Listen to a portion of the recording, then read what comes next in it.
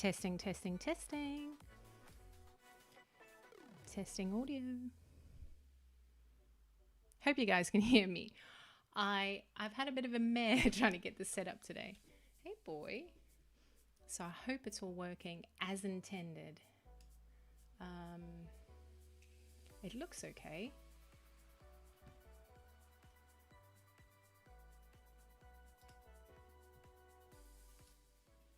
Let's put that music down a little bit. Right.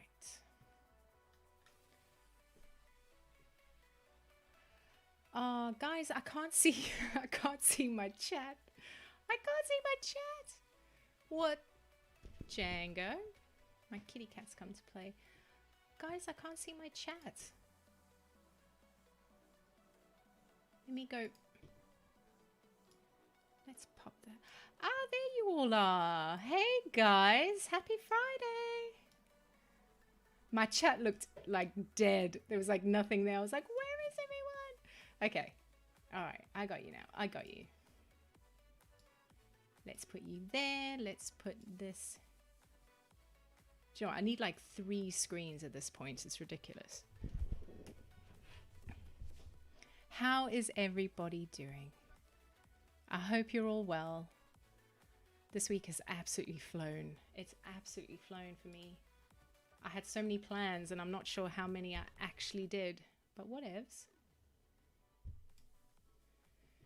It's another weekend, so we will forget about it.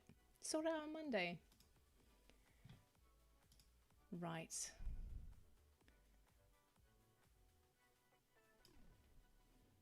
Okay. Sorry guys, I am trying to still get everything in order here, but I think we're good. Rightio. How's the levels, guys? I hope that terrible copyright-free music I've got in the background isn't drowning everything out. I hope it's all okay. Let's bring you guys here. That's a little bit better. Woohoo! Right, who have we got? Fabiano Macchioca. Oh, I'm so sorry. I'm so sorry if I've butchered your name. I really am. Adam Seabucks. Hey Seabucks. Mizak. David. Edan. I hope I got that right. How are you? Oh, bless. Oh, we've had a message held for review. Let's have a look.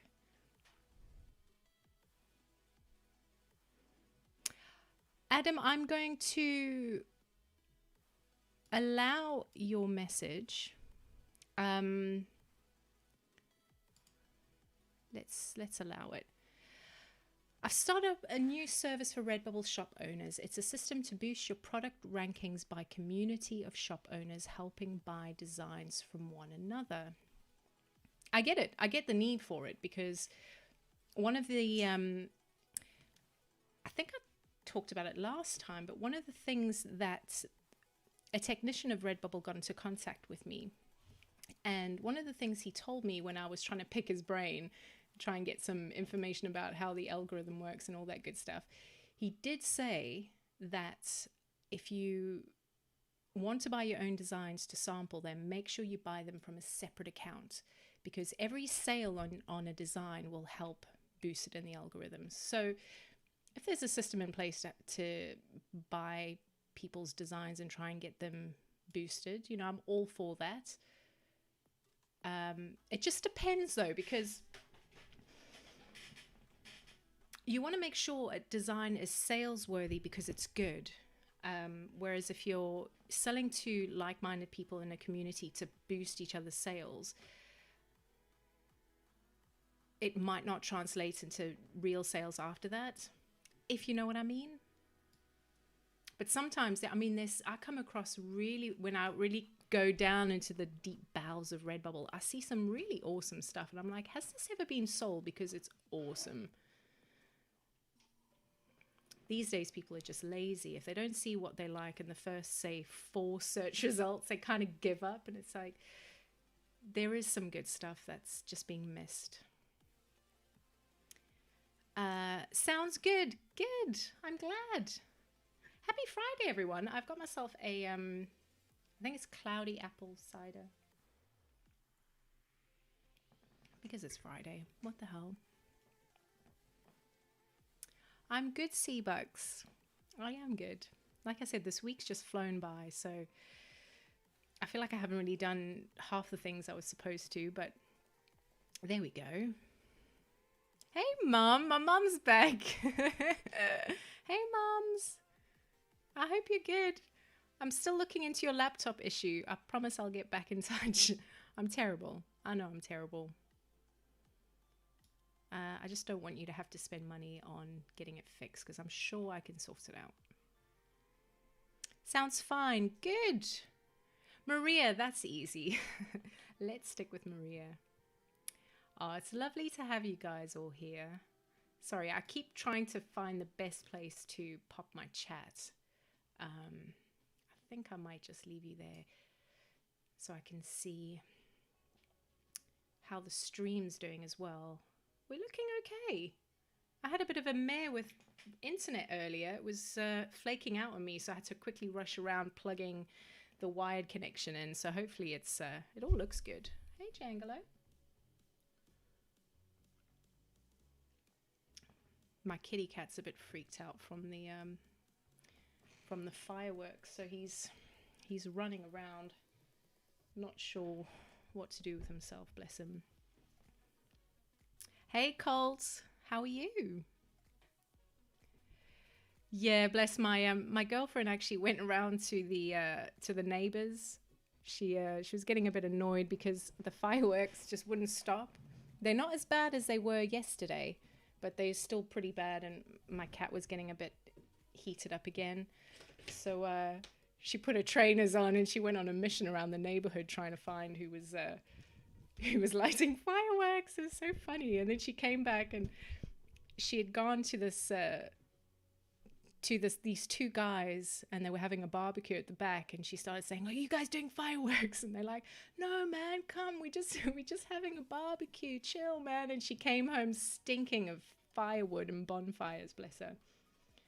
And then she got into another chat with another woman who was like, "Oh yeah, my kids hate fireworks. They're crying, they hate them." But there they are in the backyard just letting them rip. So it wasn't too successful. Sorry, my cat's now trying to lie between my keyboard and my monitor, and it's pushing everything. Do you know, I'm just going to leave him to it. Look at him. Look at this kitty cat. I mean, I should have a cat cam. It's much more interesting than looking at my face, right? Crazy bloody cat.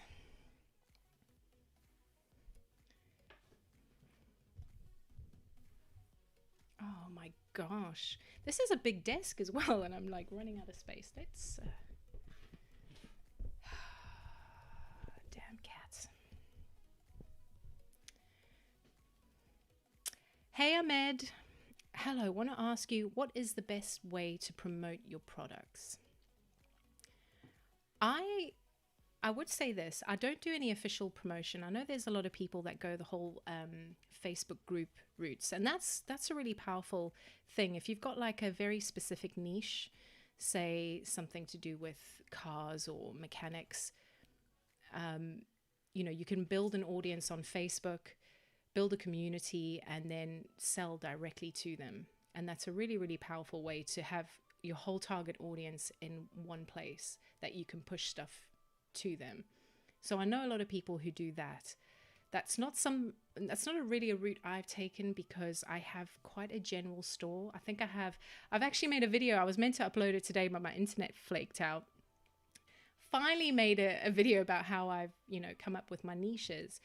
And I would say I have about 4 to 5. And it took a while to get there, but because it's quite general, I can't really go the Facebook group route. So what I have been doing is I have been pinning stuff more to Pinterest. And it's interesting because on my Google Analytics, I can see if I go into my reports and look at the what's it called, the source of of a sale or of a visit, I see a lot more people coming from Pinterest. So, and I haven't even done all my designs. I just kind of do it when I remember, but it seems to be working. So I would suggest, if you do have a very general store, make some Pinterest pins and share them that way.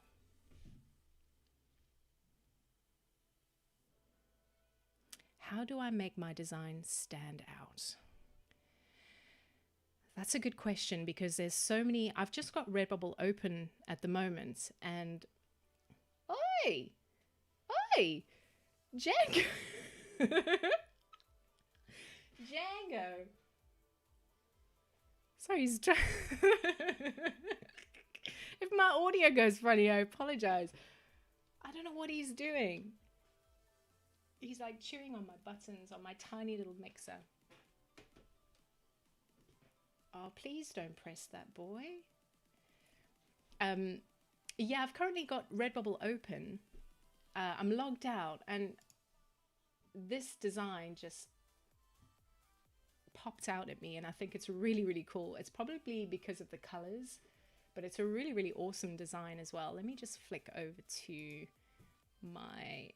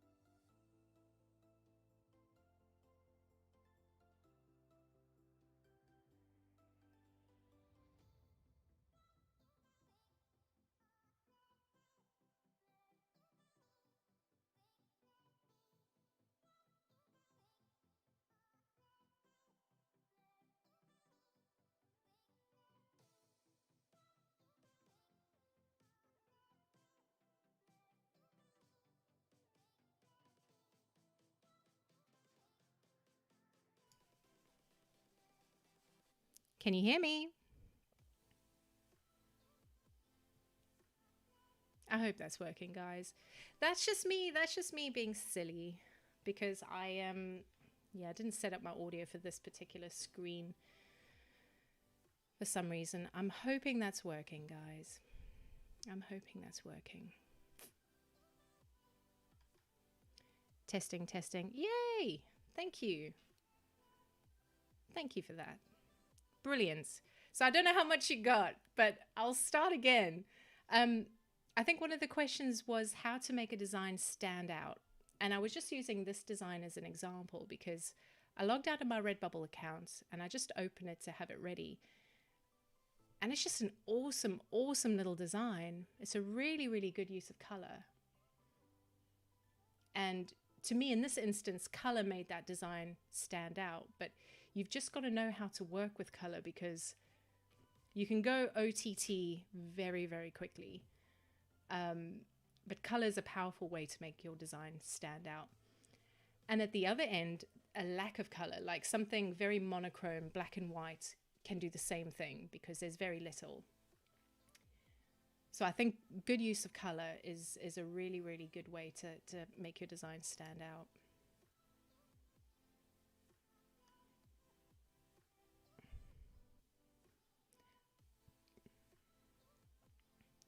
Yes, I'm glad you can all hear me. I was giving some gems of wisdom and it all disappeared. I thought my cat had done something because he's been chewing on my mixer for some reason. But we're all good. Yeah.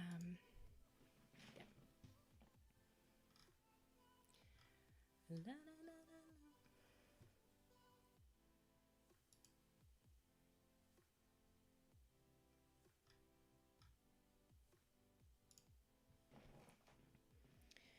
So how's everyone's preparations going for Christmas?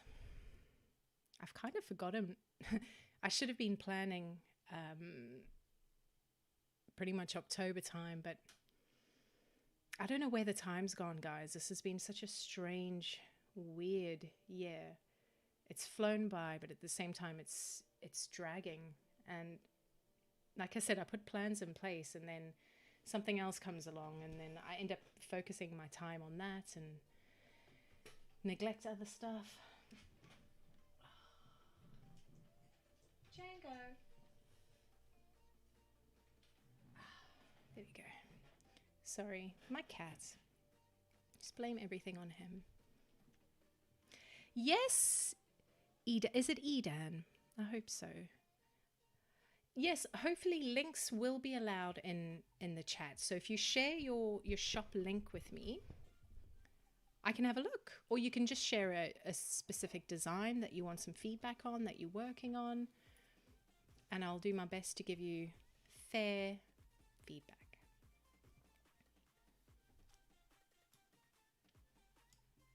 Let's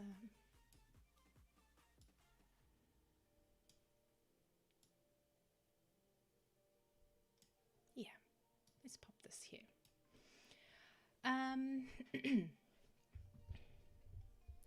Is it difficult to stand out in a sea of talent? It can be. It really, really can be. I think no matter what you're doing, whether it's trying to make it as a freelance designer or print on demand or whatever it is, there is so much talent out there. There's so many people doing really cool stuff. No matter how good you are, the key comes in differentiating yourself between what other people are doing and what you can do, but in your own way. So you've got to try and market yourself as the expert in this certain thing. Especially in the world where there's a lot of copycats. Anybody can copy what other people are doing very, very easily. So you've got to have something else to offer that people can't copy. And that's where the tricky bit comes in, because for me, trying to market myself as a designer has been really, really difficult. It's kind of, what is my unique selling point that I can offer to clients when I'm trying to offer my services, as opposed to, like I was trying to do in the beginning, trying to market myself as a multidiscipline designer. I just wasn't getting anywhere. I had to drill down into a niche. I had to say, okay, I'm an animator, I'm a corporate animator. And then you look into the competitors in that space, and then you try and angle a unique selling point within that you can do that other people either don't do or can't do. So I think the key is to try and find what makes you and your work unique and push that all you can.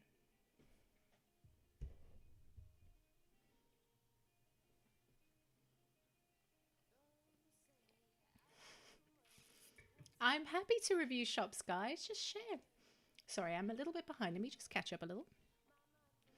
Can you make a video on how to create a good pin on Pinterest that leads to RB sales? I spend a lot of time creating pins. They have 2K views, but no link click. So I've been really, really lazy. Is it Yonka? I've been really lazy when it comes to pins. All I do, because I've just started playing around with this, is I installed the Pinterest extension, and when I've uploaded my design to Redbubble, I just go to that little share to Pinterest. I put a few keywords in there, but I literally use the image from Redbubble. That's it. I don't do anything special. So I can't help you there. But that's something I'm trying to do in the future, thinking, you know, am I doing this right? Should I be doing a little bit more here? So you're probably doing better than I am at this point, Yonka. But like I say, I just share the standard. If I'm trying, it's normally the shirt, the normal bog standard t-shirt that I share, and that is it. And then I try and have different boards for different niches.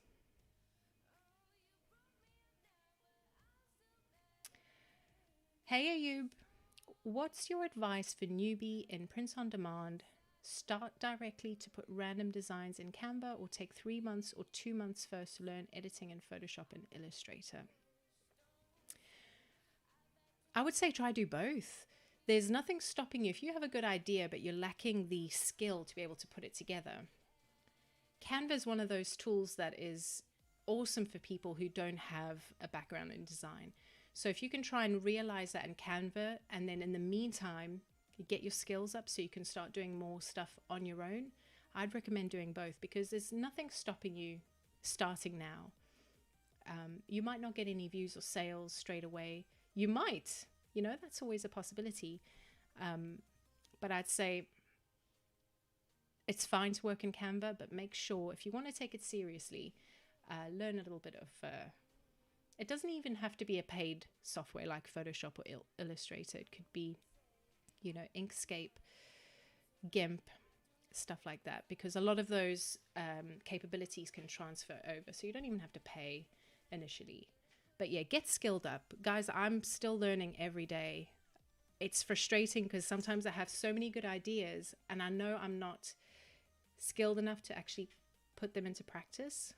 So it's like, okay, do I kind of dumb down my idea and make something a little bit more simpler because that's what I can do? Or do I then try and skill up to learn how to do that thing? But yeah, always be looking to improve what you're doing. Idan, you said this is my shop, but I don't have any link.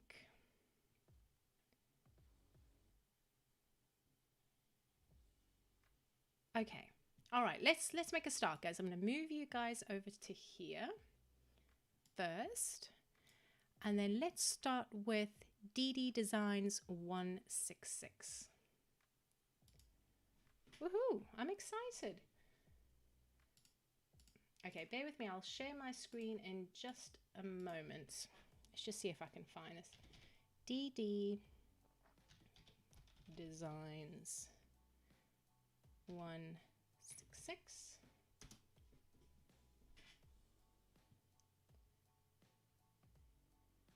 Joined August 2020. Oh, you're fresh. You're fresh, dear. Let's have a look. Right, let's share this with you guys. There we go. Hope you can see that okay.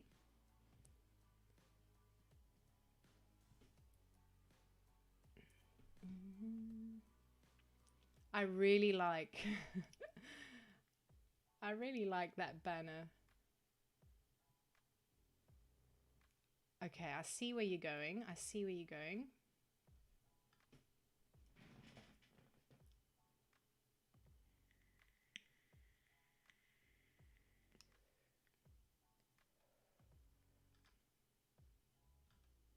Wow, how many designs do you have, dear? 331. Wow, I've been on here 2 years. I've got like 260. It's terrible. Nice. I'm presuming a lot of these designs may have come from another print on demand shop that you have, and you've just transferred them to Redbubble as well. Do you know what? I really like the fact that you've got a few variants, but the retro theme kind of brings your whole store together. And this is a really, really cool thing to do. Making one design and then it's scalable because you can just literally change the years, change the month, and then you've got a design that you can then make potentially hundreds out of. So I like that. That's a solid method.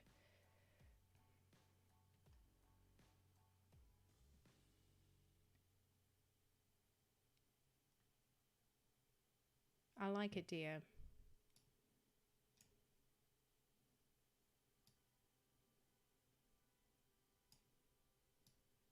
It looks like a proper shop. There's a lot of shops I come across that you got some collections, which is brilliant. Unfortunately, on Redbubble, that's the only method we've got to kind of differentiate between our different niches in a way. I'm not sure how much. I hope customers use them as they're intended, because they are a powerful way to group specific niches. I'd be interested to know how you're finding Redbubble, how you're getting on, because you've made a smashing start. Really, really smashing start. And I really like this banner. It's a bit cute. It's a bit retro. Nice one, dear. Is there any specific... Oh, maybe I should get my chat so I can actually see it while I'm... There we go.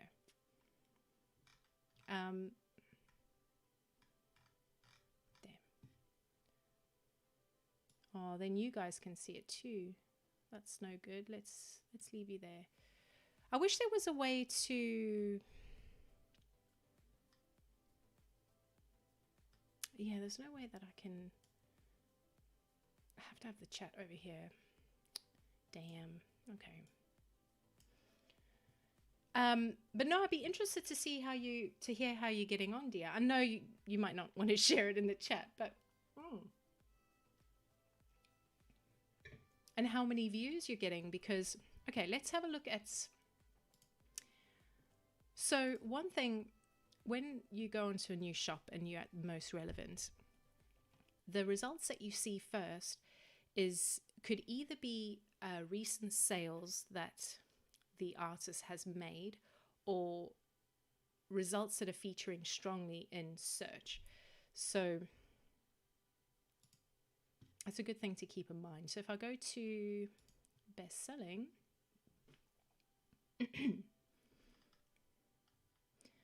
so I'm presuming that that's selling, because it's coming up on relevant and best selling. So let's have a look at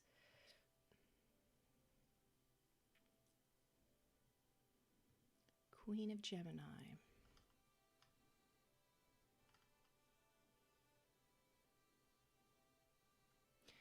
I would get something more in your description as well, dear. Because your description is what ranks you in external Google search.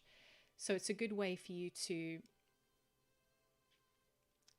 get some eyes on your work from a Google search. So if we're talking about, what are they called? Zodiac signs. Put that in your description. Get a few good keywords into there as well, because it might not help for Redbubble itself, but it'll be super helpful for external searches, especially with Christmas coming up. Make sure you're going into your descriptions and just filling them up a little bit more.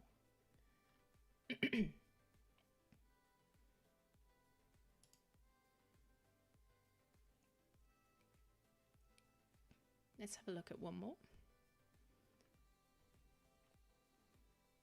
Nice text, nice use of color. They're nice, simple designs. And I think one thing that when I'm creating text, I tend to make it a little bit too small, and I never know why, because whenever I think, oh, this design is pretty cool, and then I have it on a mock-up in Redbubble, I'm like, you can't even read the text. So I love that size. It's perfect. No, you're doing well, dear. I like it. Let's go back to the main shop. Sorry, I don't want to spend too long. Sorry, guys. Let's have a look.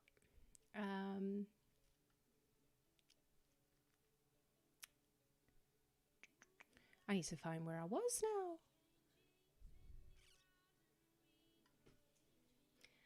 Okay. Wolictavia. Wolictavia. Did I get that right? I probably didn't I? Let's have a look. So illustration, right? Illustration. There she is. Love it. I love it. Look at you guys with your good banners. What? I feel like mine needs some work now. That is awesome. The little kawaii look. I love it. Awesome colors. That's really sweet. Guys, if you don't have a nice banner on your stores, get one. It can really, really pull your whole shop together. I give it a professional feel, you know? I do recommend it. I love it already. I love it. Let's have a look. Nice. Nice, nice, nice.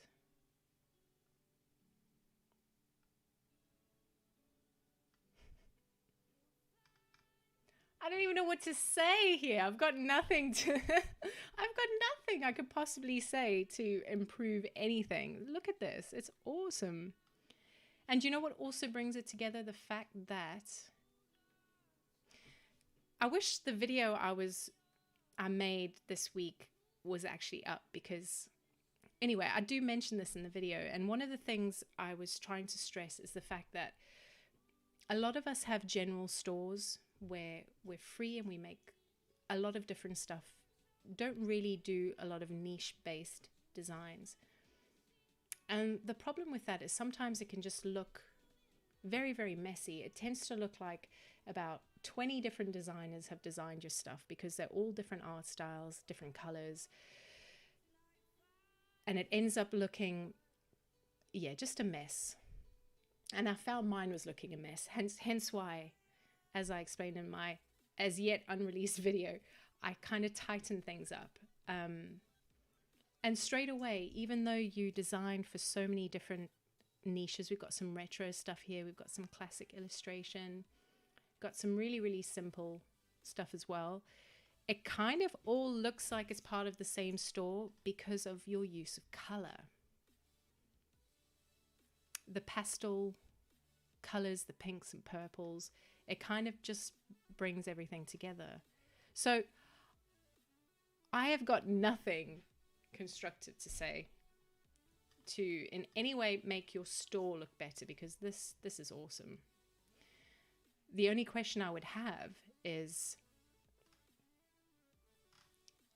are you getting eyes on your store? Are you promoting? Are you getting eyes on your store? Are you getting, are those eyes translating into sales? Because they should be. These are awesome. Let's have a look. Let's have a look into the bones, right?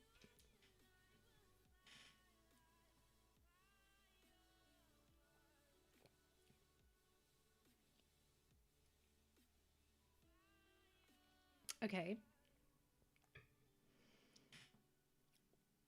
You've gone the exact opposite to Dia, and you've absolutely chock-a-blocked your description with keywords, which I think is a good thing. I mean, I don't think it's going to do you any harm. The only thing I would say is try not to be too spammy with keywords in your description, because really what your description is there for is to try and explain to a potential buyer. I always say, imagine you're trying to explain your art to someone who can't see it in front of them. So use words like the art style, try to describe the art style. What is it? Is it typography, design? Is it an illustration? What colors? So use your description to describe your work. And in doing that, naturally add keywords into that. I don't see how this wouldn't work in the same way, but think of a normal buyer just coming to your store and reading the description. It kind of looks, it can look a little bit botty if you cram too many keywords. But if it's working, I mean, who am I to tell you not to do it? You know, you've got an awesome store. Okay, let's have a look at the healthcare, quality, political. Yep. Spot on. 6, 7, 8, 9, 10, 11.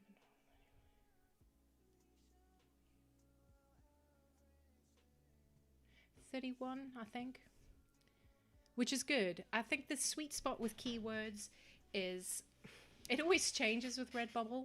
So don't take 100% my word on this, but according to the most recent Redbubble blog on keywords, they say the sweet spot is between 20 and 25 relevant keywords, but you can't harm your chances by adding more as long as they're relevant. And to me, I mean, we're talking about universal healthcare, especially in the US being a human right. So everything that I see here, it seems to be relevant. So I wouldn't say that you're using irrelevant keywords, which is a good thing. Awesome. I really like your stuff. How many? Let's have a look. 143.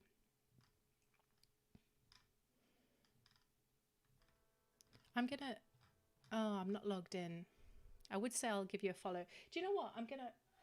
I'll follow all of you actually, so I can spy on you. No, I'm kidding. I did have a...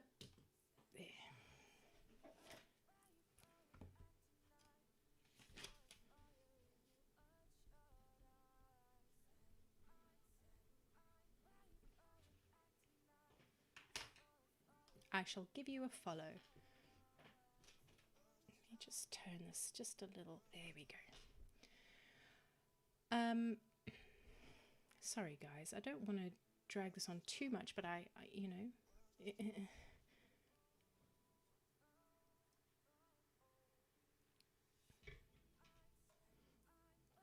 Hi Adamart. Okay, Romani, I don't know why this chat wasn't accepting your message, but I've got you now. So Romani 13, be brutally honest. Romani 13. Let's have a look.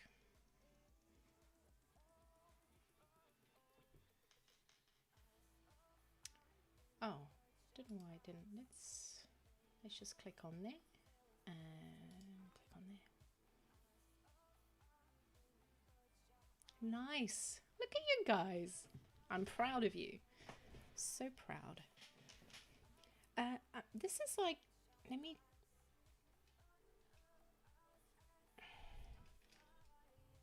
There we go. 39 designs. I love your banner.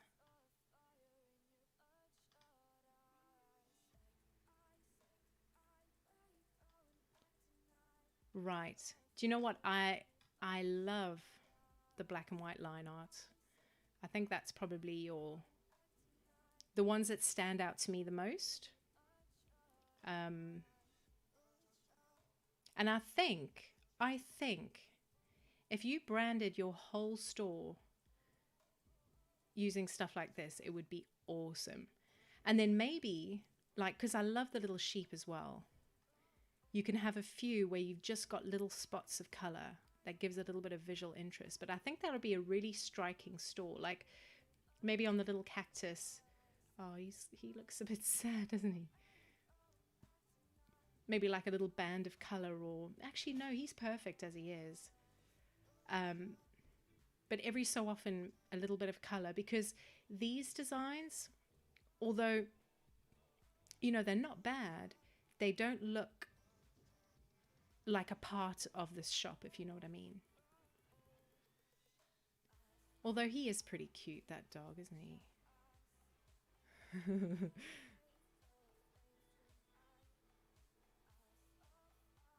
Yeah, to be honest, I don't know whether to look forward to Christmas this year or just kind of... It's going to be such a weird one, isn't it? So I'm hoping we still do okay with sales, guys. And to be honest, I've never really made specific Christmas stuff like this. But this year I'm doing that for the very first time. I'm making like snowmen, and yeah, it's out of my comfort zone. But I just want to see if I'm missing a trick by not doing it. He's pretty cute, actually. And he's got the black and white kind of line art feel as the others do. So I'm not going to discount these straight away. Okay, let's have a look at what's trending. Is that an is that an intestine? Intestine? I get, you know, it has to be healthy, doesn't it? And yeah, the soccer is my life. To me, looks like it's not part of this store at all. Although that's just looking at this view. I'm guessing if you've got some collections here. And I would say it seems like it's a small store. You've got 39 designs. So maybe it's only more noticeable because you've got fewer designs and, you know, some other people who have hundreds. So I'm not going to say get rid of stuff like this. Just consider the fact that it might need its own collection. But yeah, I love that style. I love it. I feel like I'm not giving proper feedback because you guys are showing me really cool stuff. And I'm like, oh, I don't have anything to tell you. But let's have a look at some tags. Let's go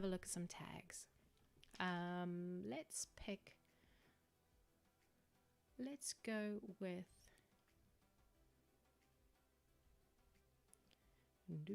Let's go with a little cactus.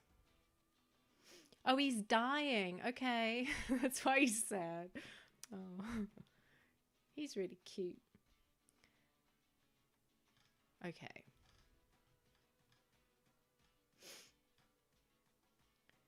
Cute dead cactus on a pot. It says exactly what it is, isn't it? But I would, again, spend a little bit more time in your description. I would say something like, cute cactus illustration, created in the classic line art style, portraying a... Just say it in a bit of a long-winded way where you can add some more keywords to that. So it's an illustration, digital art, line art, cactus or cacti. Try and work those keywords into a sentence because it really, really helps you rank in Google search. It really does. Whereas your keywords help you rank in Redbubble itself, if that makes sense.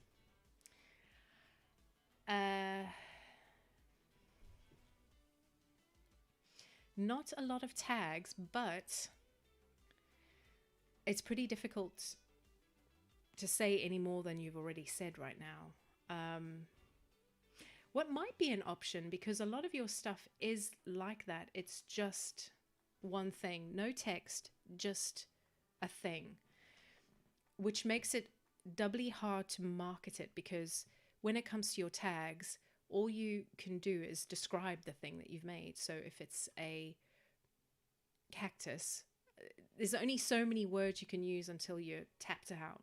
Whereas if you kind of, I could see some text happening up here, or maybe a little thought bubble of him thinking something. Kind of like a funny, sarcastic comments about the world or the state of the world or something like that, just to enhance it, give it a little bit of a quirky edge. And then you can target, like if you were, I'm trying to think of an example, because I've noticed over the last year, a lot of stuff on Redbubble about introverts has been selling really, really well, because, you know, a lot of people are introverts, and it's funny to see whimsical comments about, and I'm one myself, hence why I've got a drink. This is my bit of cider to get the courage to stream.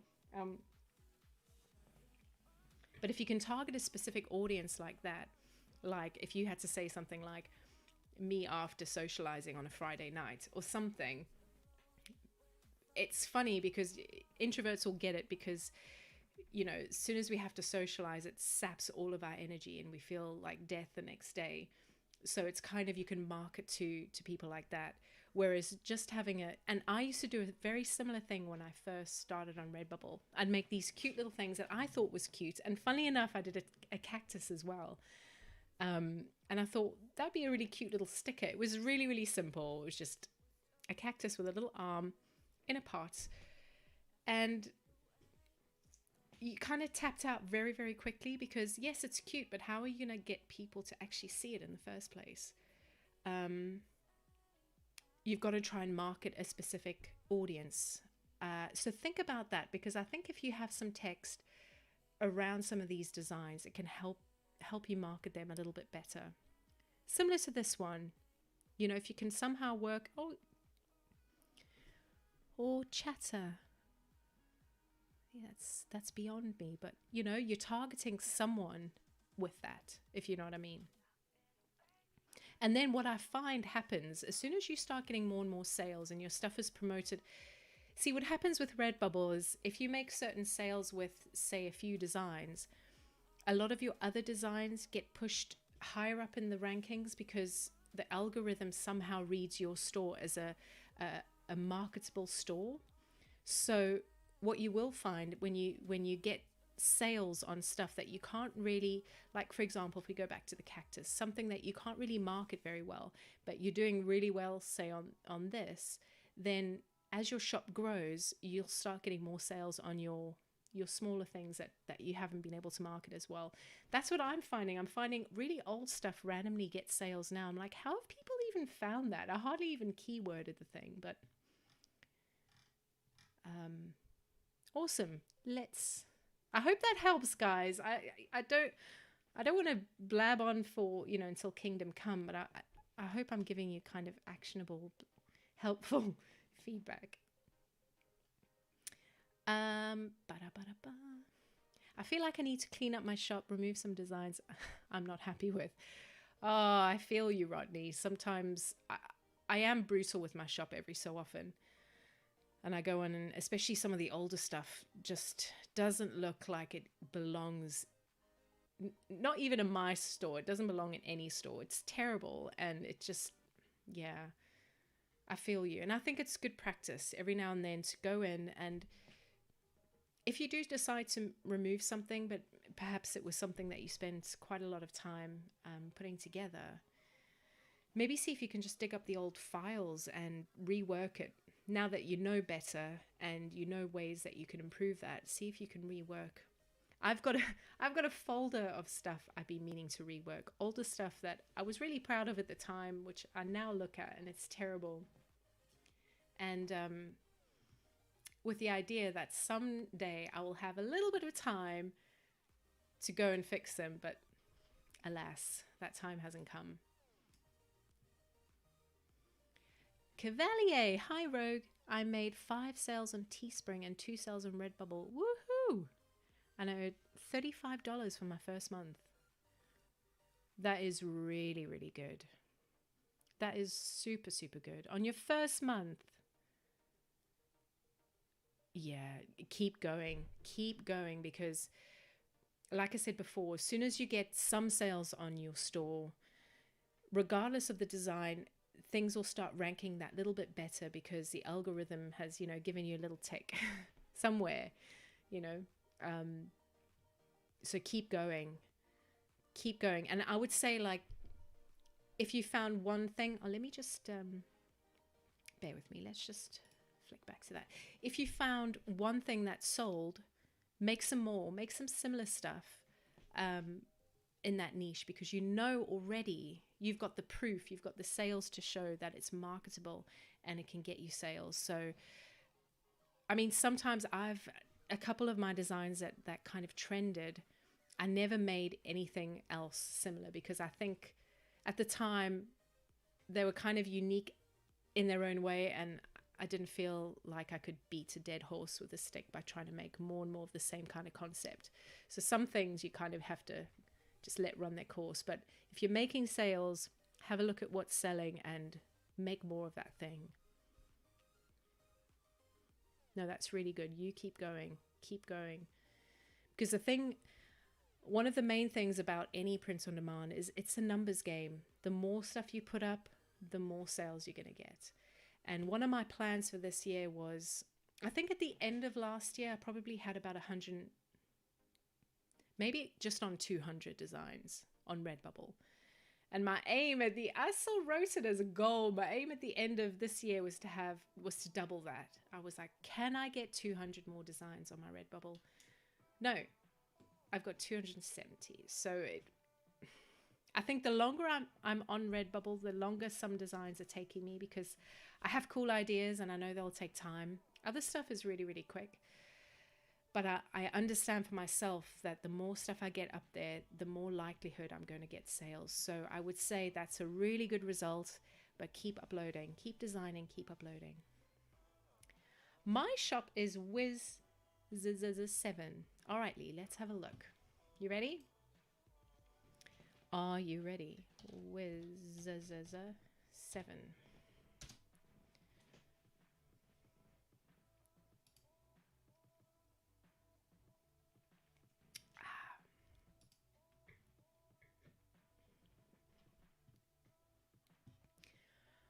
Wiz, you need to work on your banner. That's one thing I will say. Let's work on this banner. That's a really cool purple. But I think what we need to do is make sure, I'm not sure, I think when you upload, Redbubble tell you the correct resolution. Make sure you're uploading to that resolution, not too big, not too small. Because if it's too big, Redbubble will downsize it and it will be pixelated. Same thing. If it's too small, it'll upscale it and it'll end up trying to add pixels or take pixels away, and you'll end up with a bad resolution. So make sure that you upload at least to the target resolution for your banner.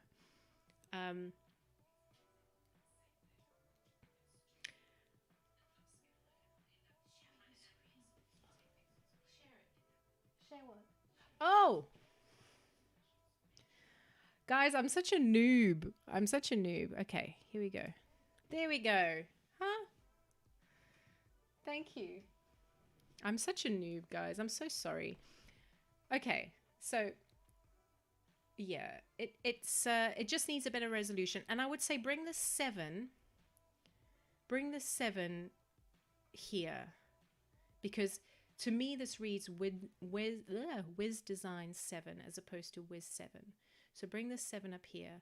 I would say make it the same size text as this.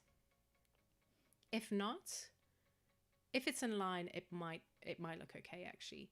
But then make sure there's a gap between your 7 and your D.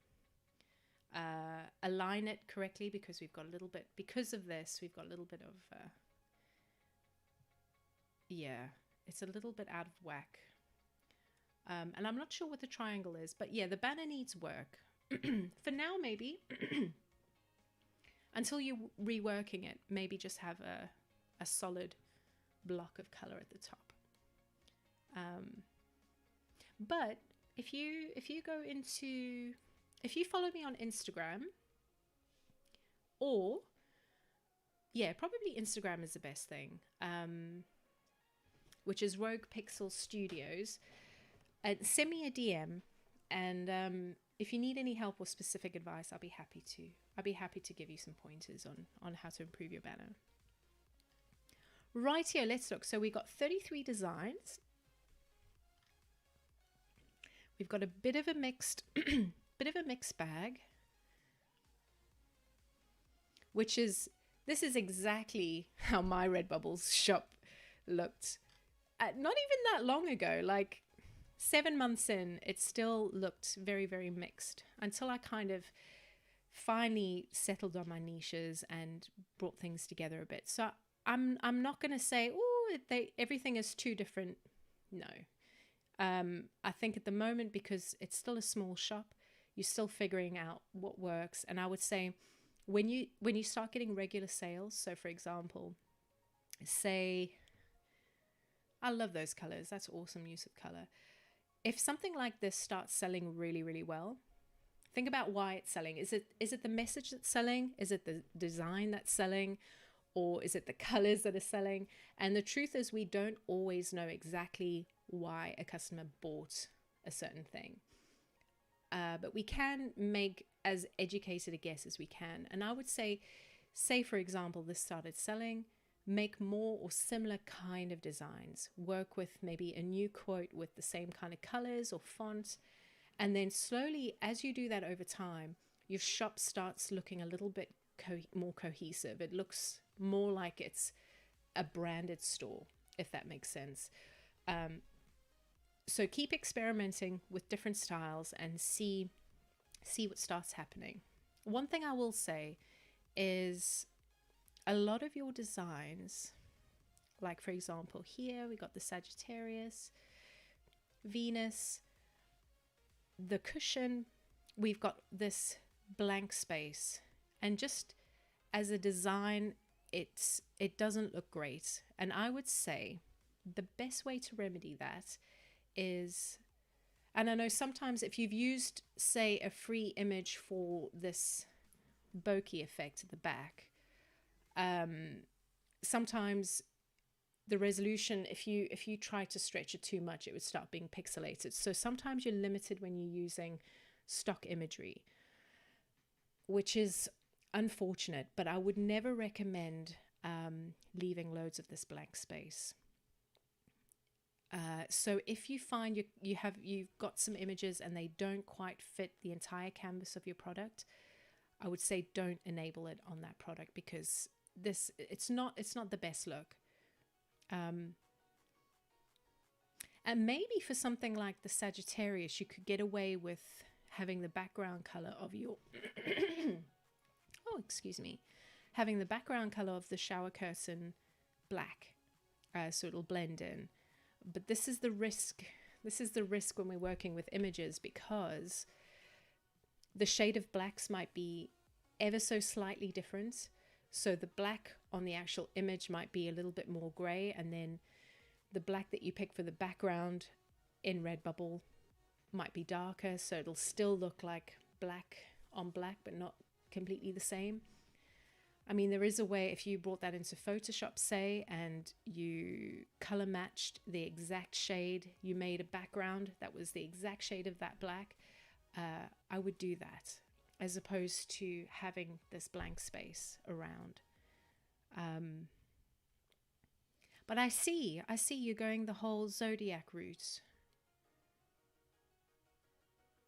It's just, yeah, and I would say designs like this, I mean, they might work on a t-shirt. Some people may buy that, but I think when designs end very harshly, actually, that's not too bad. That's not as bad as I thought, to be honest. So that could work on a t-shirt. But maybe think about adding a little something else, maybe a little Christmas message on top or below, just so it's not just some holly that you're looking at. So you're speaking to your audience a little bit more, to give a little bit more context to it. Something like this as well. Let's open that one. I'm not trying to be harsh, by the way. I'm really, really not.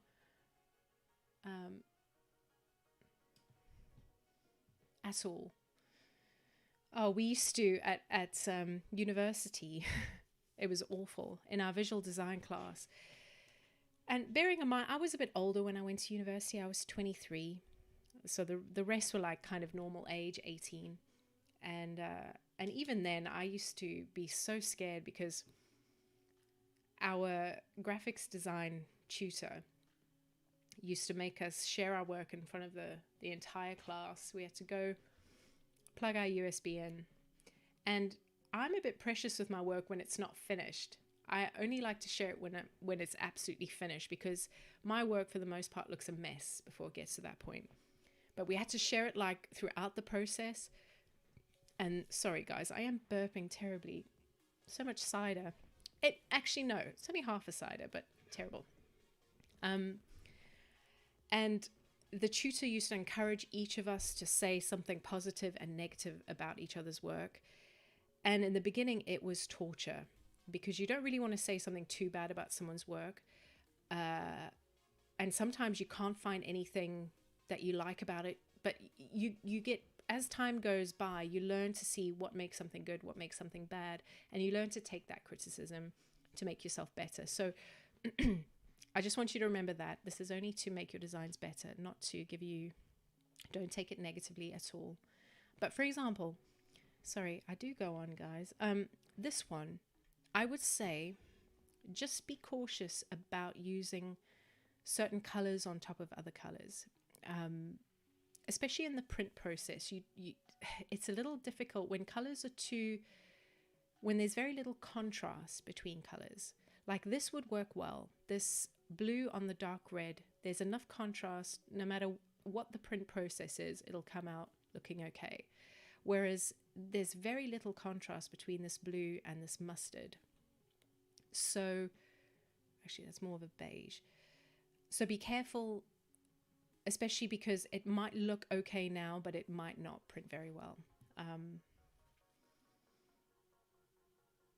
Yeah, I'd maybe go for a very, very dark red for this text as opposed to the blue, because then the contrast would be enough not to lose any of the letters. Oh yes, let's have a look at your Aries, faster and freer.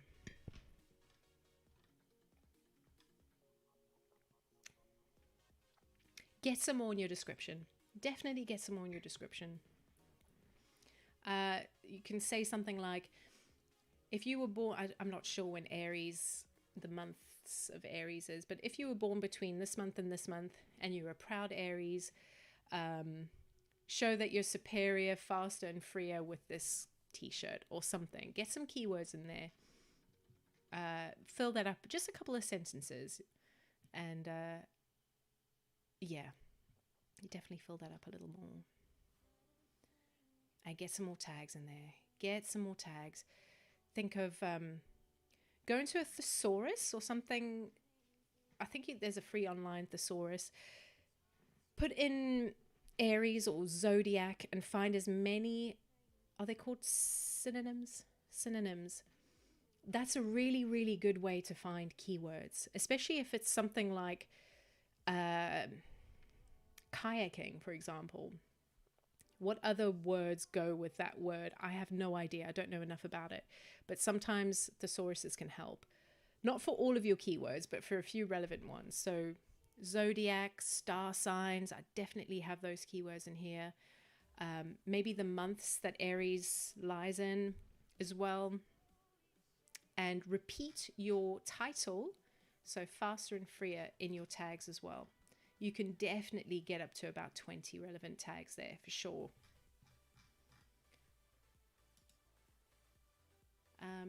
But yes, that's all I'll say, Wiz. Let's get this banner updated and try and see if we can sort out this blank space around these images as well, and see if we can make them a little better. You can always have this image along the entire curtain and have Libra maybe here on the dark part. There's a few options, but yeah, never leave things like that, especially considering things like shower curtains are super expensive. I mean, people are paying nearly 60 quid. So you've got to think, if someone is prepared to part with that amount of money, let's make sure that we at least give them a full image on the curtain. Do you know what I mean? As opposed to having this blank space.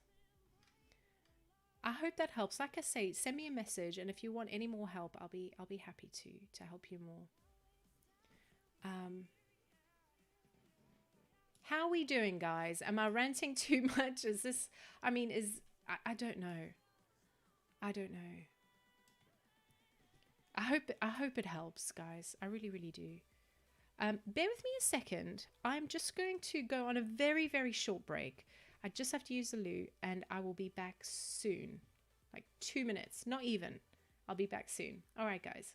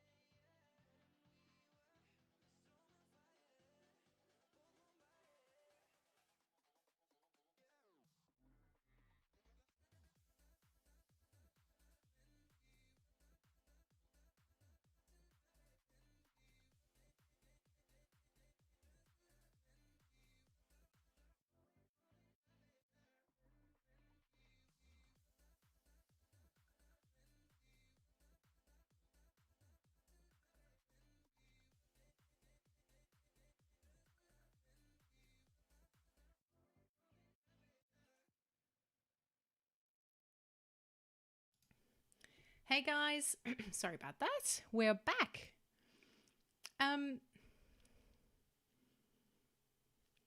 Okay.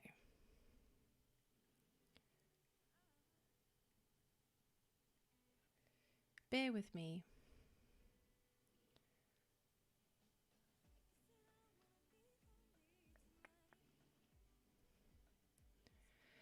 Lee. Lee.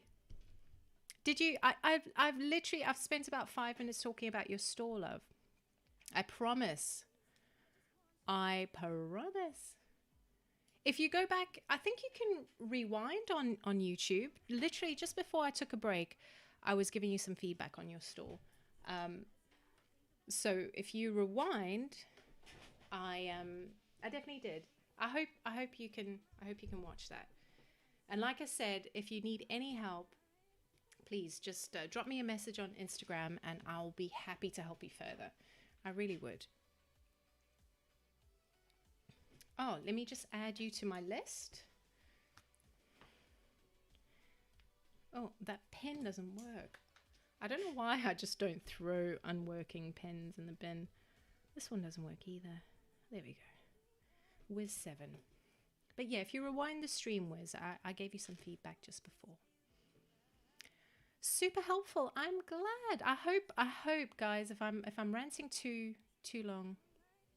Oh, here we go. I see what you mean, Lee. It's hidden your message. What do you think of my fuck I love you? Let's have a look. Let me go back to screen. I see it right here. Presuming.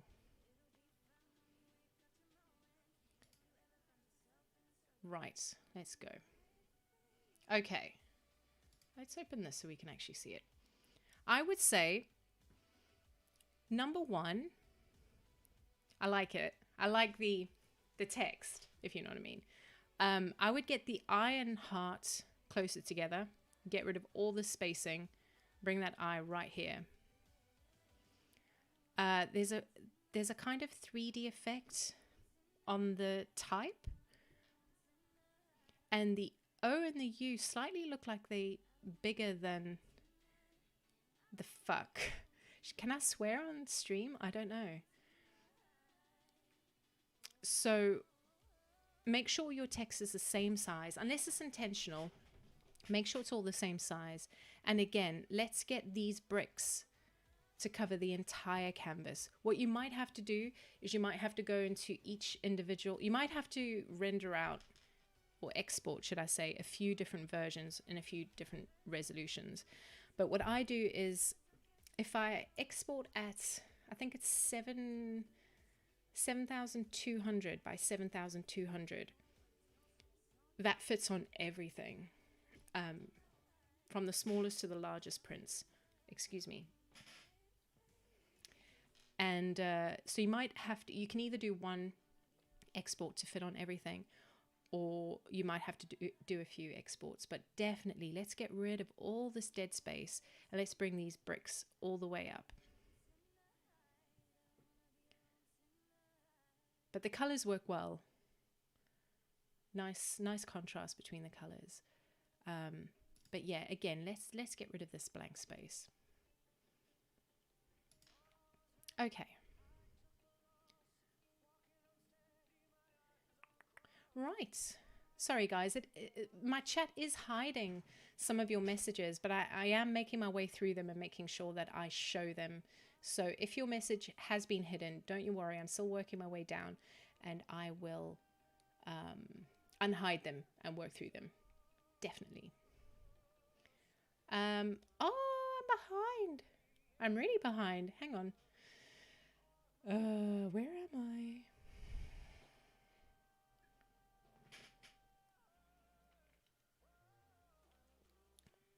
Hi, Rogue. How are you doing? I'm good. I'm as well as can be expected. A Kungbe, I think. I don't know what's going on. I have close to 200 designs in my shop, but I hardly make sales. Only one sale a sticker since I've started. What can I do? Shop update stores. Well, let's have a look, shall we? See if I can help. Update stores. Sorry, I'm just writing these down as we go. Because based on the advice that I give you guys, I will be checking in and making sure that this advice has been done. I will be spying. Right, let's have a look. Can you see my screen yet? Yeah? In the line, you have Iden Design. Next. Oh, yes, okay. Iden Designs, I'm coming straight back to you, my love. I've just been informed I skipped you. I'll be coming straight back to you, yeah? Keep being told off. Guys, I'll get you, Iden. You are next. Iden Designs. All right. We're getting there, guys. I'll try and be a little bit more zippy, right? So I can get through. I don't like leaving you guys hanging. There we go. Nice strong banner. updatestores.com. I'm presuming that's your domain as well. Is that a healthy assumption to assume you have a website as well? So join September, 191 designs. Okay, let's have a look and feel. Straight away, I'm liking what I'm seeing.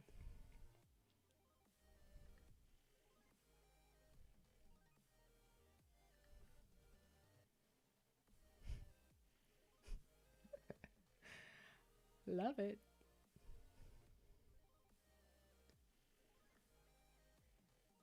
Okay.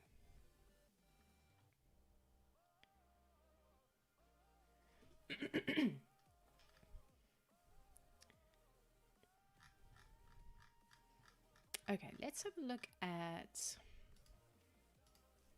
So you've sold one sticker. I'm presuming it might be that. Let's go to newest. You got some collections going, so let's have a look. Anime, life, text, Halloween, fall, Christmas. Okay.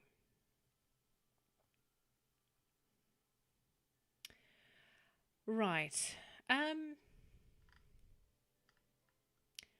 Your Christmas game, I mean, at least you're doing something for Christmas. I've got plans for Christmas and it's already November and I've barely started. So well done on that. Oh, yeah. Okay. The one thing I'm seeing, I like the fact that I'm a sucker for simple text designs, guys. I know as a designer, I like pretty things and I like, you know, colorful and minimalistic stuff. But a good text design can be really, really profitable. So let's have a look at some of these text designs. Let's have a look. Am I perfect? Am I funny? I'm trying. It's funny. Nice sarcastic. You know, I'd wear something like that. I would like to wear this shirt. Exactly what I just said. So, okay. I get nervous when my cat's back there. I'm not sure what he's going to unplug or step on. So, think about the theme of this design. It's sarcastic. It's kind of tongue-in-cheek. It's kind of accepting that you're a bit of a tit, but being okay with that anyway. So the sarcasm is strong in a design like this. So I would use that as a major selling point in that case. So let's have a look at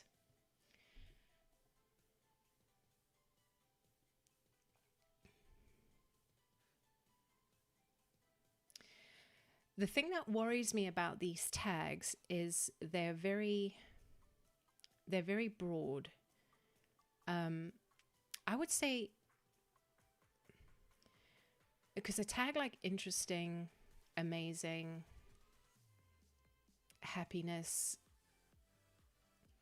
Even though in certain cases I've definitely used tags like that, I think one thing that people don't use enough is long tail keywords. I think, is that what they're called? Have I just dragged that out of my brain and it's not right? Where long form keywords, similar to this. So am I perfect? And they're a really powerful way to have a statement as a keyword, but then Redbubble also reads it as individual keywords as well. So if I use a keyword like, I'm trying to think of an example. My brain is going absolutely blank. I love the beach, for example. The I love will be there as well. So if I've made something beach related, I can have I love the beach and then seaside, because the I love will still be relevant for seaside as well. So you can say, I love the seaside, I love the beach. You don't have to do it twice. So each individual word within the statement is also an individual keyword. But having a statement as a keyword as well means you'll rank higher if someone uses that specific search term as well. So you've used a couple here, but a lot of them, I mean, these are very, very broad keywords. I try and, like I say, sell this as something sarcastic and use relevant keywords here to sell it as that. Let me try and find another example so this makes a little bit more sense. So let's have a look at the boom roasted. I just think of The Office every time I see something like this. Loving that. Again, let's get these descriptions 2 or 3 sentences. Describe your design, as I said, as if someone can't see it and you're trying to tell them what you've done. So for this, it's kind of calligraphy in a way. So I would use that kind of description. Calligraphy-based typography design. Get as many keywords naturally into your description so it can rank on Google. Let's have a look at your tags. Boom roasted joke. Here we go. Using a few more long tail keywords, which is good.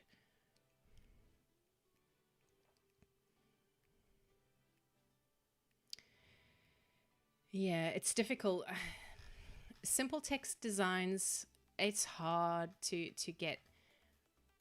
I mean, I can't think of any other keyword that I could help you boost these, to be honest. You've just always got to have in the back of your mind, who are you marketing to and what those types of people would search for. So I'm just seeing this unicorn here. So that's, I mean, unicorns are going crazy, and they have been for the last, 18 months now on print on demand. So originally it would be marketing to a younger audience, but nowadays, I mean, you see grown men with unicorn shirts. So in that case, you're kind of marketing to a quirky, more out there audience. So you can look at who those types of people are and market directly to them through your keywords. So that's a little easier. And like this chicken lady, well, that's a very specific audience that you're targeting. Whereas something that kind of belongs in popular culture is harder in a way, because it's a statement everybody knows, but in a way it's harder to keyword for. So yeah, I can't help you much with that one, but let's have a look generally at some of the other stuff.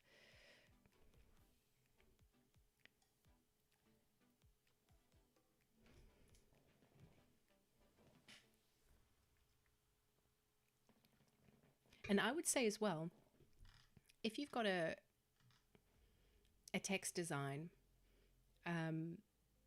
give it a try, especially if it's white, that works on dark colors. Make the exact same one with black text so it can work on lighter colors as well. Especially if it's a design you really like this, and you know might have the potential for sales. Give your audience some more options by giving them some variations with color. Don't go crazy, but it's always a good idea. great patterns. They go right to the edge of your product, which is good. I would say just keep going. You're very early. I know you've got 191 designs. You've only joined in September. Keep going. And the best thing to do is, like I said before, find out what sells. As soon as you start getting sales, bear with me a second. I need to blow my nose, guys, and that's not going to be very interesting. So bear with me for like 10 seconds.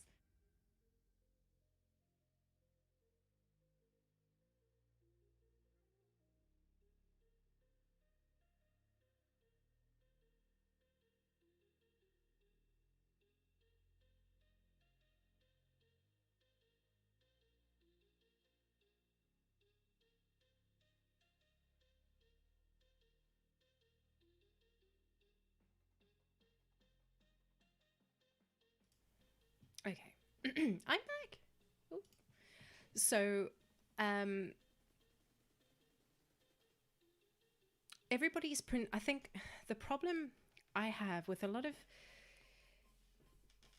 people that give advice on print on demand is a lot of people think that if you follow someone's advice to the letter, you're bound to be successful. And I think we all need to have our own journey and make our own mistakes and find what works for us. So I would say you're very early doors. You've got a lot of designs, but you're still very, very fresh. And I would say keep uploading, see what's starting to sell. And then as soon as you get a few sales, capitalize on that, make more stuff like that. And before you know it, you'll start naturally going into your own niches and designing stuff that there's actually an audience for that will buy. So experiment, add stuff, keep adding, keep uploading, and keep improving, keep getting better. Keep an eye on what's selling, what's trending. The only reason I really look on the best selling or the trending lists on Redbubble is to have an idea of where the audience lies. Like, I've noticed TeePublic for me has been absolutely dead. And when I go on TeePublic on the best-selling stuff, it's mainly about politics, especially US politics, which I don't really design for. So, and I don't really have plans to compete in that niche. So I kind of understand why I'm not making sales on TeePublic. I don't really do a lot of whimsical pop culture kind of stuff either, and that sells really well on TeePublic as well. So I know I need to rethink my whole TeePublic strategy going forward. But on Redbubble, I like to have a look at what's trending, what's selling, and work my own niches and my own plans around that to try and capitalize on stuff that's currently trending. Just to know what the audience are currently after. But keep going. I've lost my chat. Where's it gone? There we go. All right, Aiden. I was going back to Aiden, right? I need to find where you were, love.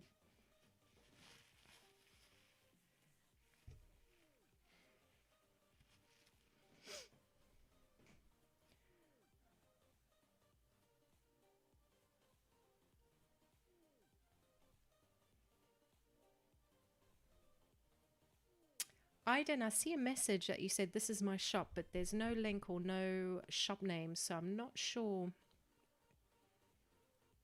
Oh, Aiden Designs. I have you. I see you. Okay. Aiden Designs. Let's have a look. Nice. Nice banner.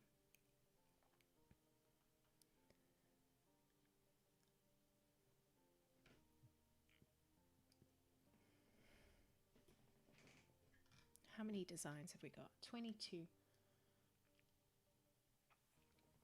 I'm presuming you're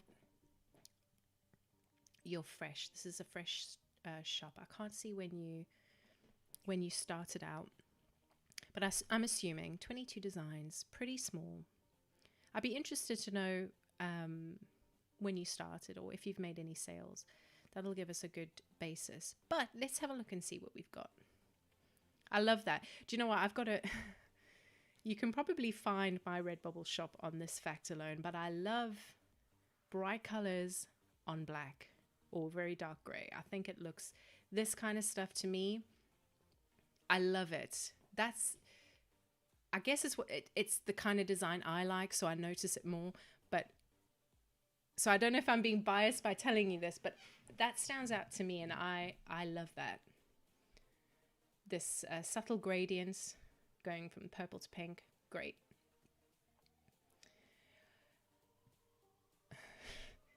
I hate greetings cards because my canvases are always square. So greetings card for me always have this blank space, and I always forget to make the longer one for greetings cards. So I'm not going to tell you off of that because my greetings cards look exactly the same.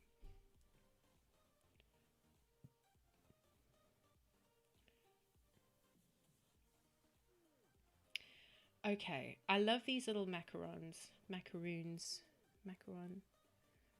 I love it. The pastel colors, awesome. Your patterns work is pretty good as well, I must say. Okay. I like it. I think keep going, Aidan. I think we need a lot more in the shop. And like I just said, see what starts to sell and start making more of that thing. I'm going to pick one of your designs. Let's go with the flamingo because I do like the flamingo. And let's have a look at your tags, your title. Simple and beautiful flamingo, perfect for flamingo lovers, decor, everyday usage, and everyone. All products designed with a unique touch. I like it. You're hitting. That sounds a lot like I describe my designs as well. I'm not sure what else we can add there. Maybe just to add some more keywords in there, maybe because it's a silhouette in a way. So maybe add like a silhouette of a standing flamingo, bright pink and purple, bold design. Try and get some more keywords about what the actual design looks like in your description. Flamingo, pink, tropical, animal, feather, summer, nature.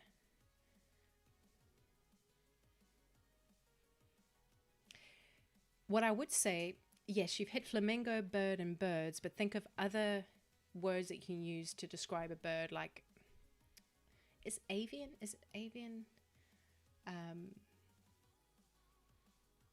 Yeah, to describe the flamingo as well.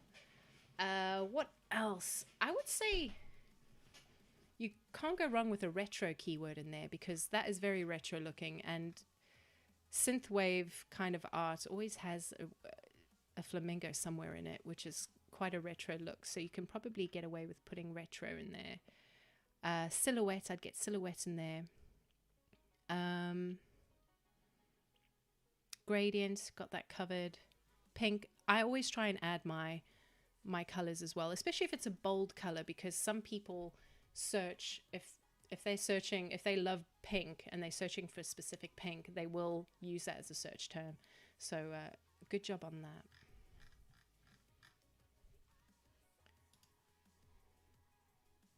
But yeah, just keep going, Aidan. Add more stuff and base your future plans on what starts selling. At the moment, this early in your shop's life, this should all be about experimentation. Do stuff that you love, add stuff that you love based on your own interests, and try stuff out. That's the best you can do. See what sells, make your own plans to go forward. Hello, my darling. Hello, my darling. Hello, my baby. Right, let's have a look. I hope I don't miss.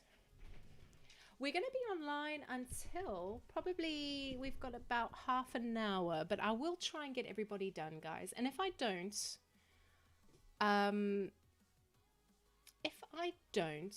what I might do is we could probably maybe turn it into a short video if I get your permission to to have your designs on a video. I could do Django. Oi! He's trying to stand on my keyboard. Oi! Oi! So we could either do it, I could release a video, or yeah, we can make a plan. I'll if I don't get through these, I'll touch base with all of you guys and we can take it from there.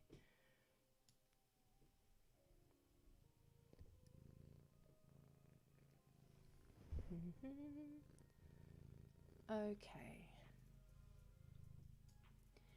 Freddie, I'm starting my shop soon and I'm planning to launch in the next week. Have you got any advice for me? I would say, Freddie, stick. I'm going to sound like a broken record, but I do suggest, instead of, I went wrong when I started my store because I thought it was easy. I was very naive. I'd, watched Passive Owl, and he was, giving me all this really cool advice and showing me how easy it was for simple designs to sell well on Redbubble. And I thought, well, that sounds right up my street. And I got involved and I started to see, this cat is so annoying. I started to see what other people were doing, having a look at bestsellers and trending designs. And you do the very, very dangerous thing of thinking, I can make something like that, There's nothing, it's a really, really good design, but I can not improve on it, but I can definitely make something similar.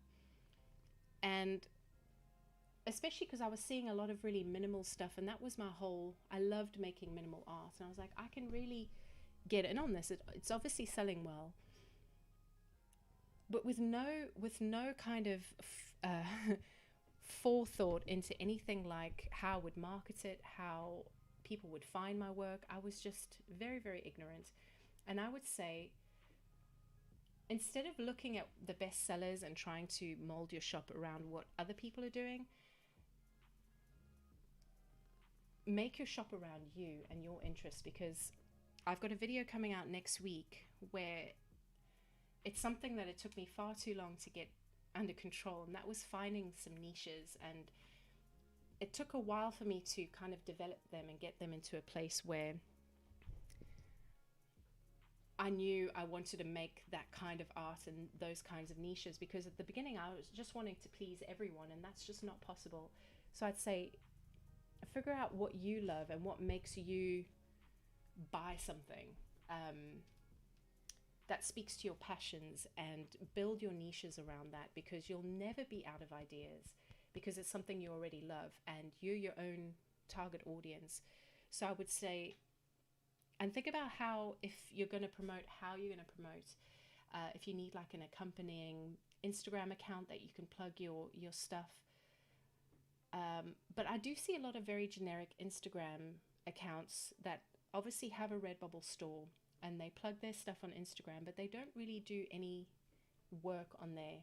They pretty much just share the mock-ups from Redbubble. It ends up looking not very professional. So I'd say, if you are going to have an accompanying Instagram for your shop, make it look good.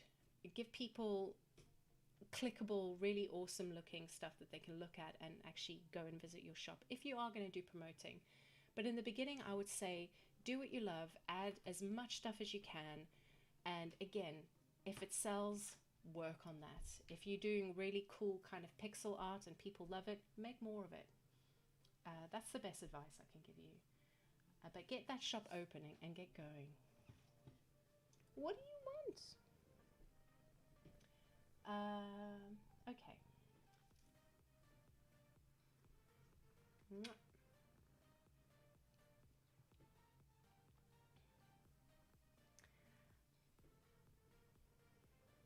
Is it better to concentrate on a particular niche and develop... Stop! My cat almost lay on my keyboard. I had to like kind of... Oi! Stop it! Stop it! You naughty boy.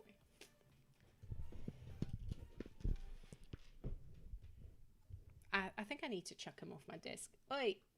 Jake, he's trying to bite me. Oi! Don't bite. Oh, come on. Come on. There. what did he press? Okay, there we go.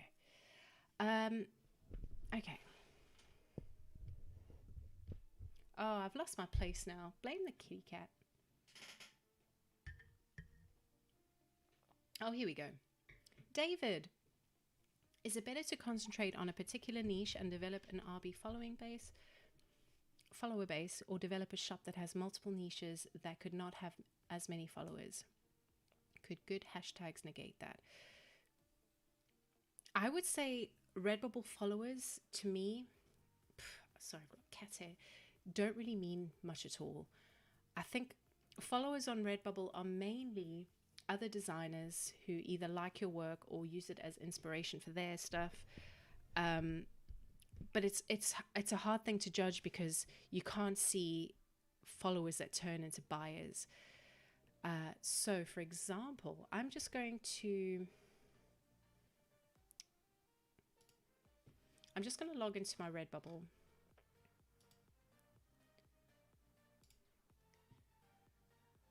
Oh, parking meters. Sorry, I have to do a security check. So, for example,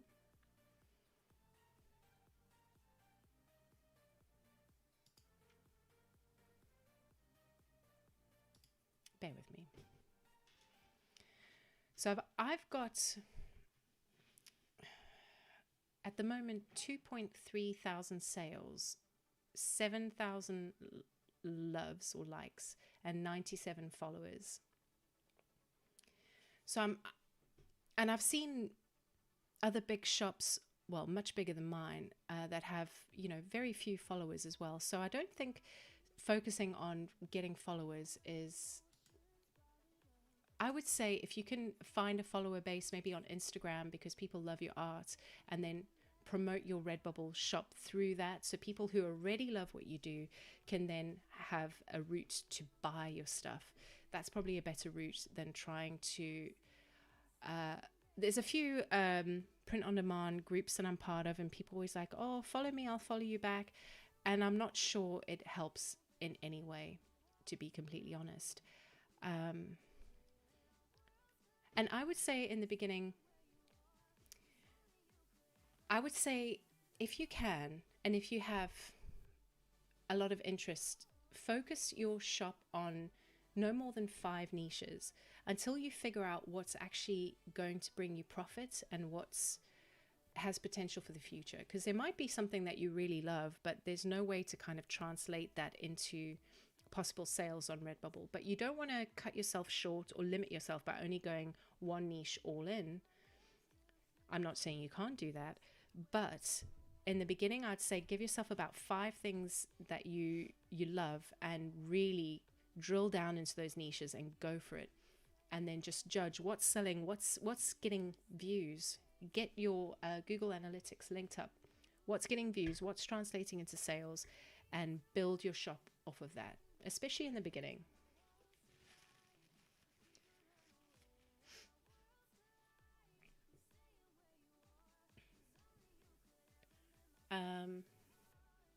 Let me just log out before I forget. Okay. How behind am I, guys? Because I'm reading very old chat here and I'm not sure. Okay, I'm currently there. I think I'm really behind, guys. Okay, we're gonna. Okay, should I go like quick fire, kind of, or I don't know. Okay, let's go with Natasha. Natasha, you are next. Fun for the brain. I'm gonna try be a little bit more succinct. We're gonna try and work through this a little quicker. I don't want to rush. I don't want to kind of rush through things, but let's get going with this. I just feel you guys have taken the time to come to share your shops. I feel like I'd be cheating you with, by not giving you a proper. Okay, let's share my screen. Fun for the brain. I like that because it's lime green. It's my favorite color. So you've already won me over there. I love the banners, guys. And look at you, 2020, September, 129 designs. Freaking awesome.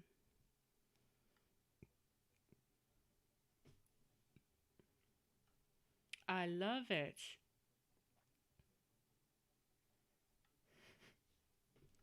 That's super cute. Look at this. I'm presuming you illustrated all of this. I'm going to give you all the credit because these are awesome. That's an awesome little shop. So,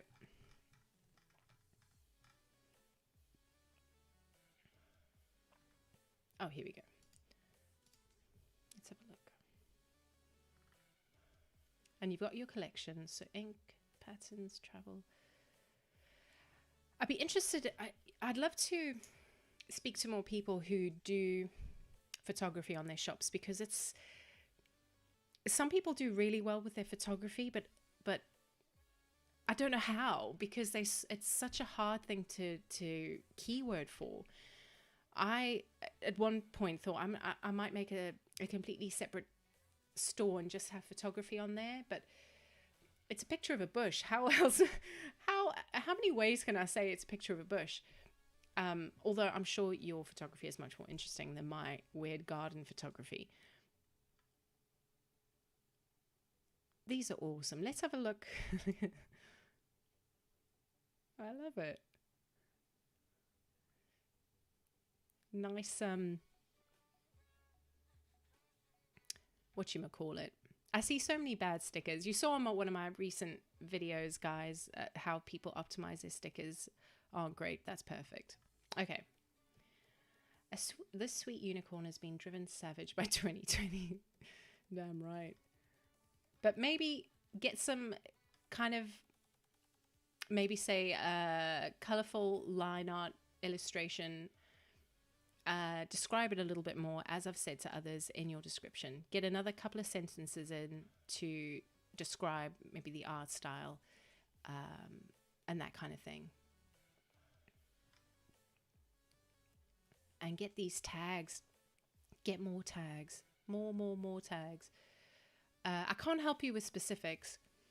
But yeah, I would definitely try and get up to 20 relevant tags on this one. And I know it's difficult. You've started recently and you've obviously added loads, and sometimes you just want to shoot through them super quick. But make sure all of these have as many relevant tags as you can. Try and target an audience through your tags. That's pretty much what we're doing through our tags. We're not just trying to rank for search. We're trying to target an audience. So make sure that potential audience, make sure you understand who that audience is that might buy your stuff, and make sure you're targeting them by using the keywords they will be searching for. Otherwise, then you're going to cheat them, because they're never going to find your awesome work, and that's just no good. These are awesome. You're... That is so cute. He's crying. Nice. I love it. Did I add you to my list? Fun for the brain.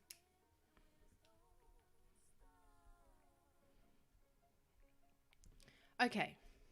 Awesome shop.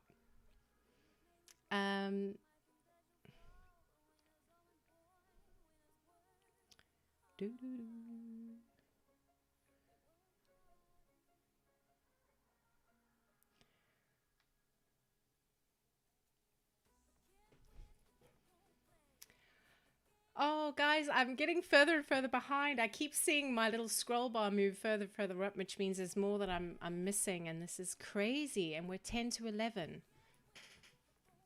Okay, we might stay on a little bit longer, just a little bit longer. We'll get through as many as we can. Okay. Alba Marina. Alba Marina. Alba Marina.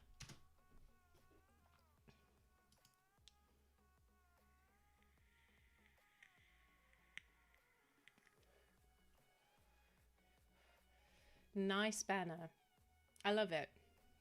See, your banner should tell the audience everything they need to know about the kind of shop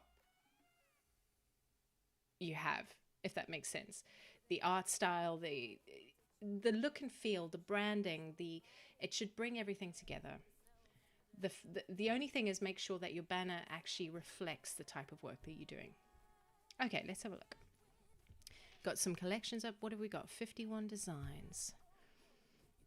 Sweets, patterns, holidays, cute animals, magical creatures. Nice. What I would say, and what I haven't really been, I don't think I've mentioned this, is your collections could be read as your niches. So potentially through, if I'm using that as an example, you've got 1, 2, 3, 4, 5, 6, 7, 8 niches that you design for, which there's no problem with that.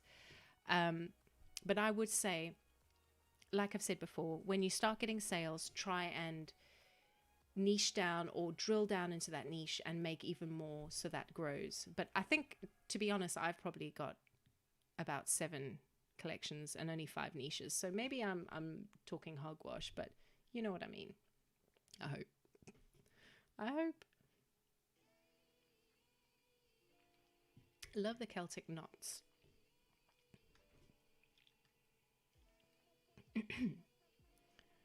Okay.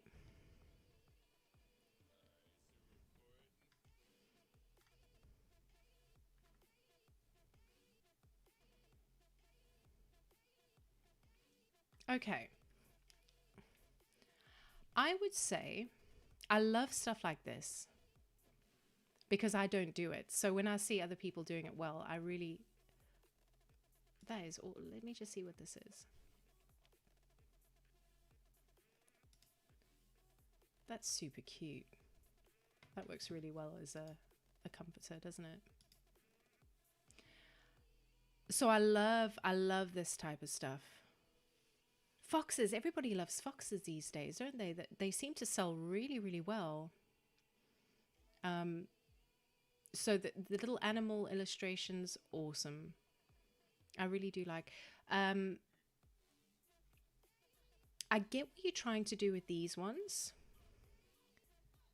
The only thing I would say is I think we're losing because, and I know exactly what you're trying to do because you're showing that, you know, Christmas is being turned on. It loses the look of the slider in a way.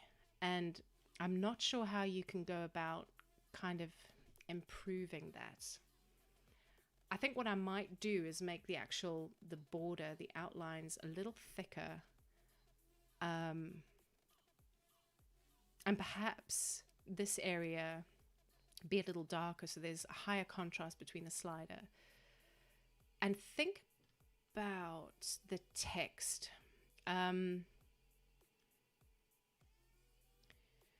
These can be, the very flowy kind of calligraphic text can be a little bit hard to read sometimes. And for this one, for example, you've got it, everything seems a little bit bunched. So maybe some free space on either side by bringing the design in a bit. Negative space can count for a lot when it comes to design. So I would say free up some space, give some negative space all around the outside of this. Another concern I have is how well this kind of gradient light would print. I know it looks great digitally. It's such a hard word. I don't know why I struggle with that word, digitally. But sometimes, depending on the printer, and Redbubble, remember, have loads of different locations around the world that do specific printing. So they'll have, like, say, a location in Europe who does their comforters, another location that does their shirts. So it's never from the same printers as well. So you're not quite sure if they're capable of doing that. So I would be careful with any kind of gradients effects like that. Spotted another one you had, this gold as well. While it looks great digitally, it might not translate in print as well. So have a think about how you use gradients, especially to show shine in your designs. I like the retro style stuff, definitely. That's just my personal preference. But I think you've got a good base. Again, keep going. I think your animal stuff is going to do really well. And I don't want to influence you in a way, but I would say I would push this type of style. Definitely. I love all of this stuff. All right, next one. Let's go. I don't know. Okay, we're getting there, guys. We're getting there. Oh, let me just add you to my list. Alba Marina. No problem, guys. Thank you. I hope this is helpful. I really hope I'm giving you some kind of help.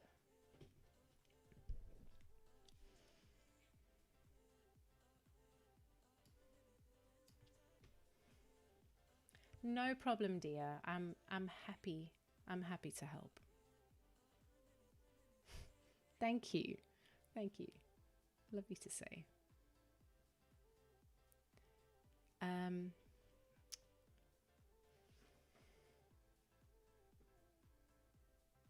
23 sales. Wolictavia. 23 sales since June is not a bad run. It definitely is not bad. Use that information to build on. Definitely.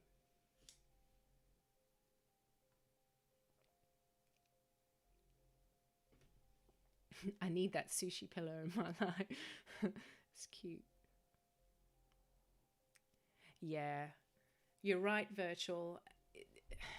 There's so much competition on Redbubble, but please don't let that put you off, because, like, for example, if we go to t-shirts, let's go to see all. Sometimes it bums me out. I'm not gonna lie. I come here to the best selling page. I'm thinking, why didn't I think of that? It's so easy. It's so simple, but it's done. It's awesome. And the thing is, we haven't run out of ideas yet, guys. There's still so much untapped potential out there. And it's easy to get bogged down and see all the awesome stuff other people are doing and trying to say, okay, well, how can I make something similar? Or why didn't I think of that first? Or why don't I have the skills to do something like that? And I would say, try not to think of that. It may seem like things are oversaturated and the competition is too great, but really, everybody has got, okay, I'm going to say everybody has got something to give, but sometimes you just have to realize that you've tried everything you can and it's just not happening for you. And that's just a decision you have to come to yourself. If you know you've genuinely got good designs and they're not selling, make a plan for that. But if you've done everything you can, people are seeing your stuff and still not buying, then you know, you have to have a reality check and think, okay, maybe this isn't for me. But for the most part, if you're serious about design and you love it and you want to do something on Redbubble, I think there's space for everyone, because everyone has a unique set of skills and tastes, and we can all bring something fresh to the table. Things that are so, like I said, like the Boo Ghost, things that are so simple, you kind of think, why hasn't this existed forever, you know? So don't get yourself bummed out by thinking there's so much. Yes, there is. If you have to be unique and you have to bring something new to the table. So you have to think about how you can do that, as opposed to trying to, you know, hunt trends all the time and you're always that one step behind. Think about what you can bring that's unique. It's not simple. You need to keep going. You really do.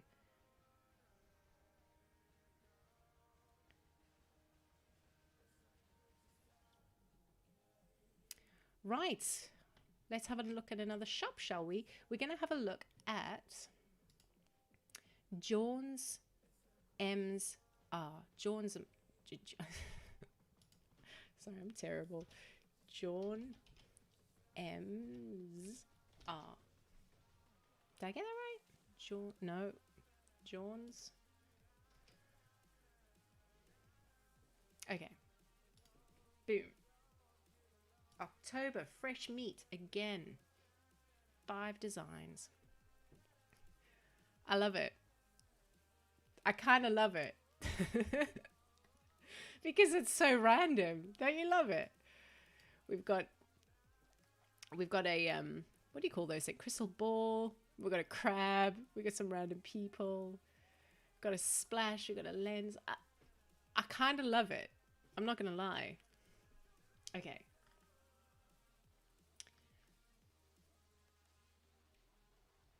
It's pretty sweet. I like it. I mean, I can't really say very much, but I think you're on the right track. Your use of color is great. These are awesome. Stand back. I'm going to try science. Brilliant. I love it. Hitting some Christmas stuff early. Keep uploading. Just keep going. But you're off to a really, really good start. Everything looks a little bit, you know, kind of off center and quirky. I think, yeah, keep going. Keep adding. I'm going to check up on you next week. And I want to see at least another 2 designs up there, right? Oh, my pen's gone again, John. Okay, onward. I'm so sorry I'm so far behind, guys. I think I somehow need a way to have a list of shops, but still be up to date with the chat, because I'm so behind and I can't respond to you in real time because I'm way up in the chats, and you know, people are responding to stuff I've said ages ago, and I can't, it feels like a disjointed conversation. So I think maybe if there's a way next time, I know I'm, you know, but next time if I ask you guys to submit your shops before, and the first say 20 shops I review, and then the chat can be just the chat and we can have a conversation, and we won't run over time because I'll give a set time to each shop. We can do it a little bit better. I think we can do it a little bit better for sure. But for now, we'll just keep going.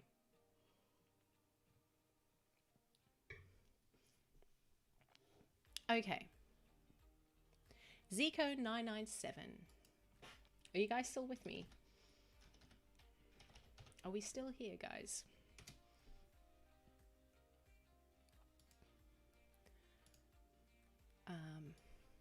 We're still here. Good. Thanks for being here, guys. I do appreciate it. I do.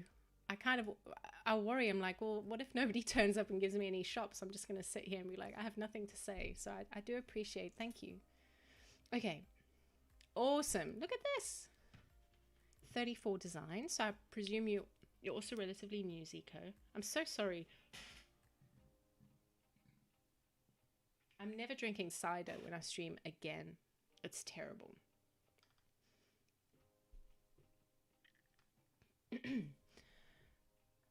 Love it. Yeah, you might have a sense of my taste by loving the little kawaii, cute things. It's one of those things, I can't make it, but I love seeing it. Awesome. Patterns, guys. If you can get, and I would love to, again, I'd love to speak to someone who has been successful in marketing patterns, because I think they're a big market and a lot of people don't get them right, and a lot of people don't know how to market them correctly. And I think if you can kick ass with patterns, you're onto a winner, because they're so easy. They might not always work for shirts, but they work for pretty much anything else. You make your pattern, chuck it on everything. But then again, if I made a pattern like this, I would do a shirt version maybe with just the little corgi on the shirt.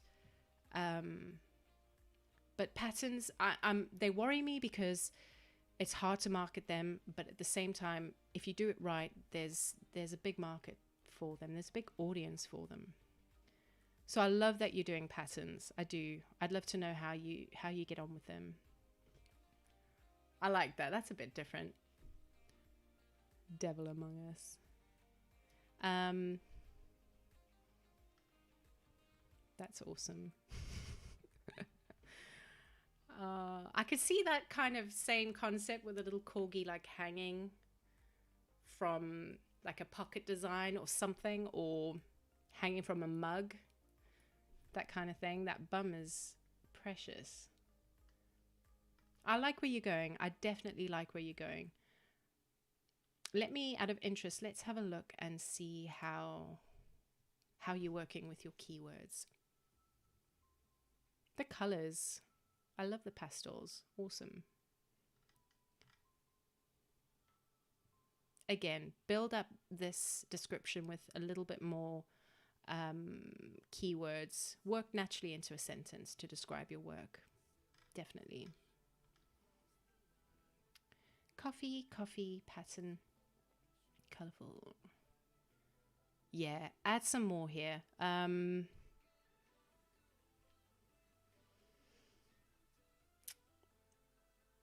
Yeah, I'm not sure. Think about when people need coffee, when people tend to drink coffee, to try and build up those keywords a little bit more. And then also use your keywords to describe your art style, because this is definitely kind of flat design, minimal art. Get your colors in your tags as well. Frappuccino, is that a trademarked Starbucks phrase? Frappuccino, I'm not sure. Different types of coffee, how people have their coffee, whether it's ground, fresh, roasted. Get those built up. Get those keywords built up, definitely. Okay. Zico997. I hope that was helpful, love. I'll be checking up on you in about a week. All right? And I will, guys. I will check. I'll forget what advice I gave you, but I will check up on you.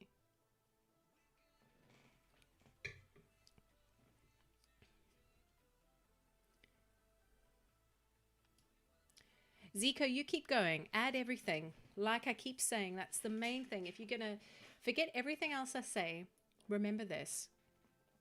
When you're starting out, try and limit yourself to about 5 niches, but don't feel constrained by that, because within that you can really drill down.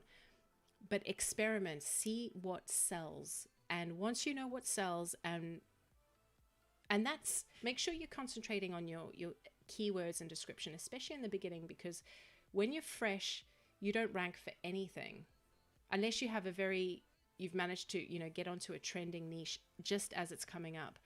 But your search results are going to be near the bottom of most searches, because you don't have any history. So I would say in the beginning, use it as a training ground. Experiment. Make sure you're writing your tags and your descriptions well, so you're ranking somewhere external as well as internal. See what sells and then build on those sales.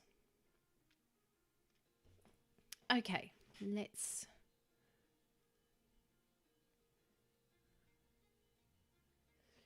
You are cute, Seabucks, bless you. Yeah. Is that his little description for his dying cactus?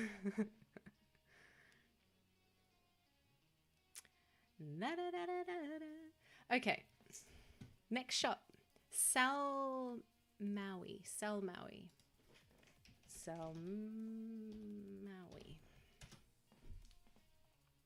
Joined May 2020.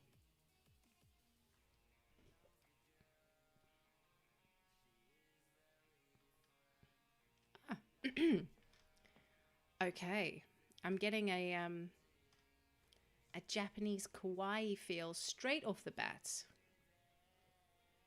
I love it. I love it. Why am I so... Yeah. I'm just drawn. I love it. I think the banner is good. I think we could have some improvement here, but that's just me being pedantic. Your banner's fine. Don't you worry about me. 43 designs. So we've got space, few space designs, a few kind of retro game designs, which I love. I love this pixel art. See, I could see a whole shop being pixel art doing really, really well. Is that just me? But I think it's such a cool look, because you're hitting old school arcade gamers and younger kind of millennial audiences as well. that think anything that looks like that is cool and retro, you know? But I'm loving that kind of style. I'm really liking that.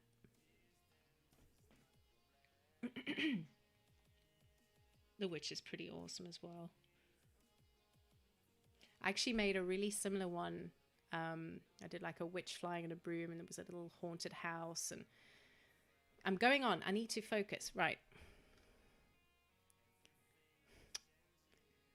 I like it. I like it. Just be careful. I'm not sure, because I know that's from Sailor Moon. I'm not sure if that's something you've created or you've taken from a resource from the show. I don't know where you would find it, but let's have a look at your tags, because I know there's certain TV shows that can be very, very Sailor Moon. I would just be careful with fan art, because it's something I've tried, and it's very difficult, because you have to try and kind of, what's the word I'm looking for? My mind has gone completely blank.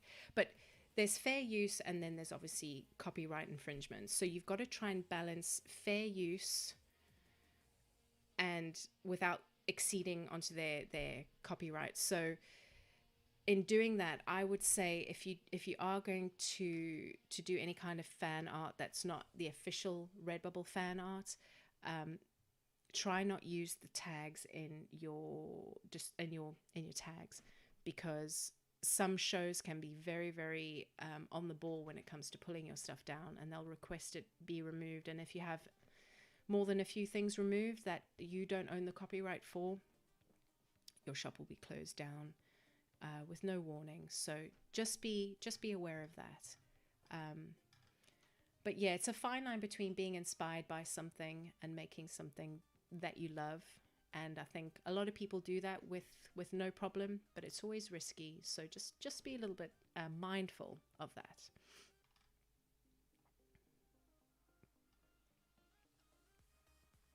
But no, like I said, I would, if it was me, I'd focus on this kind of stuff. But as I've said to everyone else, see what sells and then build your store according to that. Make sure you've writing good descriptions. Make sure your tags are full and relevant.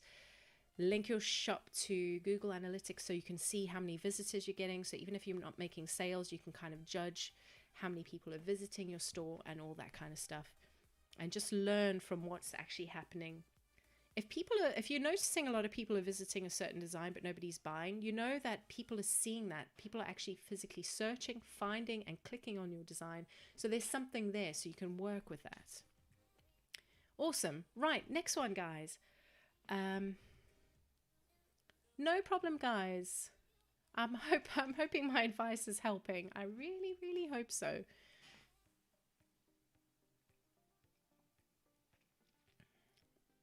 Maths, don't you worry about not making sales. You do you. Keep going. Sarah, you say you just tuned in, but I'm so far behind in my chat. I don't even know when you send that, but happy to have you here. And remember, you can live rewind at any point, or I will have the replay as soon as the stream is finished for you to watch.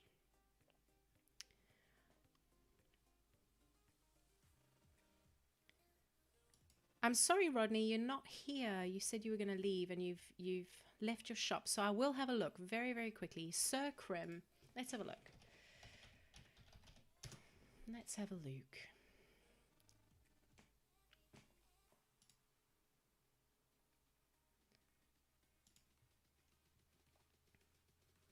Okay. So I can see straight away we're going the whole, well, not all of it, but a lot of it is the mandala route, which I love. And I think marketed correctly, those types of designs, you can hit so many different target audiences with that kind of stuff. People are into kind of spiritualism, self-improvement, all that kind of stuff. Probably extending to kind of the whole well-being lifestyle audience as well, who are interested in health and mental health and yoga and all that kind of stuff. So it's a nice little niche. So we've got a bit of a mixed bag. Oh, I like that. That's awesome. That is really, really cool. I like it. So I would just be wary of gradients again. Like what feels like an hour ago, we were looking at that flamingo and it had like a purple going to a pink gradient. Now, generally for print, that's okay. Because they're similar enough colors that if it doesn't quite work out, it won't look too jarring. But using gradients like this, where you have a purple going into this teal, and it's a very muddy color here, that's gonna, I don't know if that will translate very well in print and make, provided it is in CMYK, even then a color going into another color, it is risky. So always do those kind of gradients at your own risk. If you really want to, order a sample if you're that dedicated to see if it will work. But if not, just err on the side of caution and maybe not go that route. These colors are significantly more different, so it won't look as bad because we're going, even if those don't really work out, it will kind of look a bluey green anyway. But just be careful with gradients for print, guys, in general. So let's go back to the top. June 114. So you're well on your way. I'd be interested to know what kind of stuff is selling. I love the skulls. I think there's so much you could do with that kind of design. Morphing it into different things. And the mandalas as well. But yeah, think about your use of color as well a little bit, and your gradients. Yeah. Okay, let's move on. What are we now? Oh, we're quarter past. Right, I guess we're keeping on going, guys. This is going to be... I guess we're keeping on going.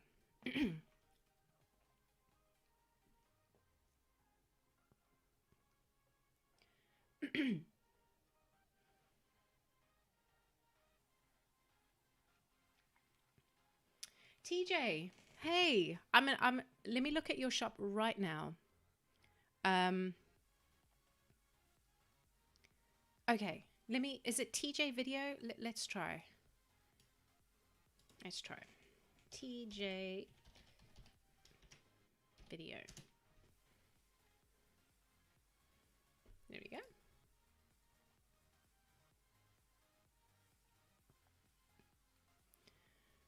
Rightio. Ah.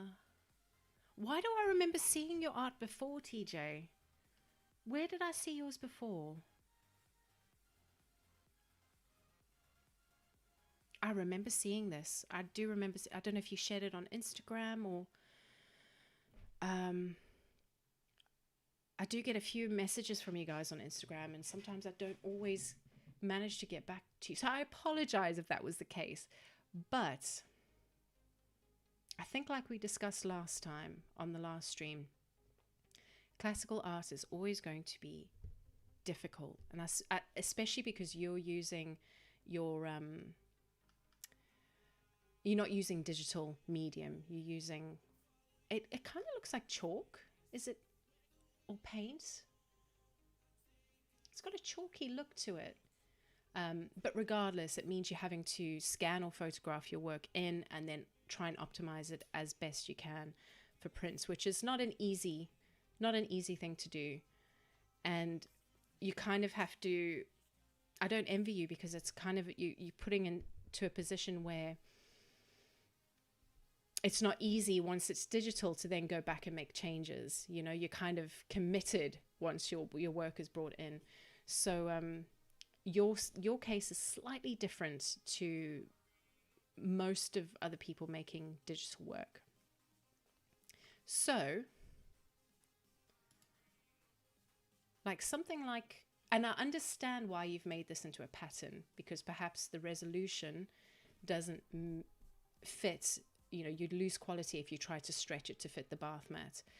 I'm just trying to think how else we could get this done without making it, because I feel like we're losing the actual art itself because it's all blocked together like this. There's a kind of cool look about it if I'm looking at it a second time. The difficulty comes though in the marketing. So I'd be interested to see what you're doing with your. Okay. I would add to that, TJ, add the medium you use to create the work, the colors, the feeling of the design as well, kind of a dark, it kind of looks retro futuristic, if that makes sense. It kind of looks like something that's retro, but you know, like Fallout 3, that kind of feel of the game. It's based, I think it's based in like, oh God, I'm going to get the years wrong. I'm not going to even say, but you know, that look and feel. They were very ahead of their time, but they were still in our time based like in the 50s. So things looked clunky, but that's what I mean. So I would get the look and feel that you were going for in this, as well as the medium you used, and get that in your description as well. Definitely. Circuit pattern. Yes, definitely.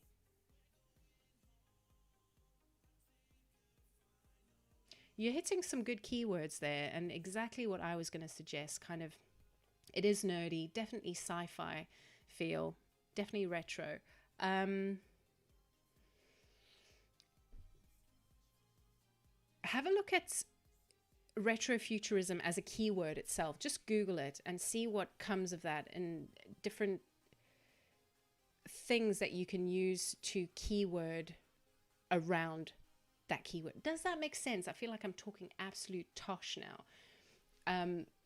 But that genre, that niche is a very big one, and there's a lot of people that follow it that know a lot more about the art style than I do. So Google it and try and get some of those keywords in here.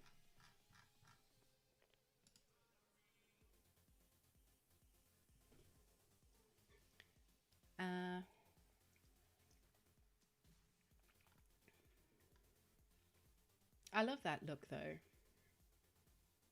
It's very muted and subtle. But I wonder if there's a way to bring those colors out more.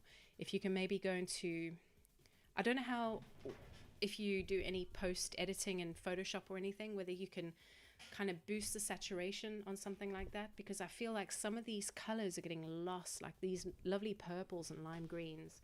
Django, come here. I feel like, jeez, I feel like some of those colors may be getting lost. So see if there's a way to get those out. And here we're hitting that problem again, but I know exactly why you got that problem, because your resolution doesn't match. So I don't know whether the issue is maybe how you're getting the artwork digitalized, whether you need to up the resolution on your scanner so it scans to a bigger one so you don't have this problem. I think that's definitely something you need to try and address, for sure, so you're not having to stretch out your designs and morph them. But I love those. I love those.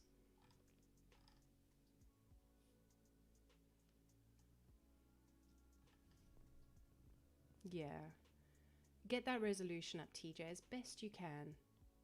Let's see how we can do. Jangalo. Seabucks, has he had his snack? Well, his, oh, go on, go get your bickies. Thank you. Okay, let's move on. I hope that helps, TJ. I feel like I need to spend more time, but I hope you don't mind if I try and get a few more done before we call it a night. It's Benny. It's Benny. Let's have a look. It's Betty. Hope you guys are okay over there. I feel a bit out of the loop. Let me just scroll down. I'm going to lose my place, but let's just scroll down and see how people are getting on. Oh, wow. I'm coming, It's Benny. I promise. I'm right here. I'm about to click on your store.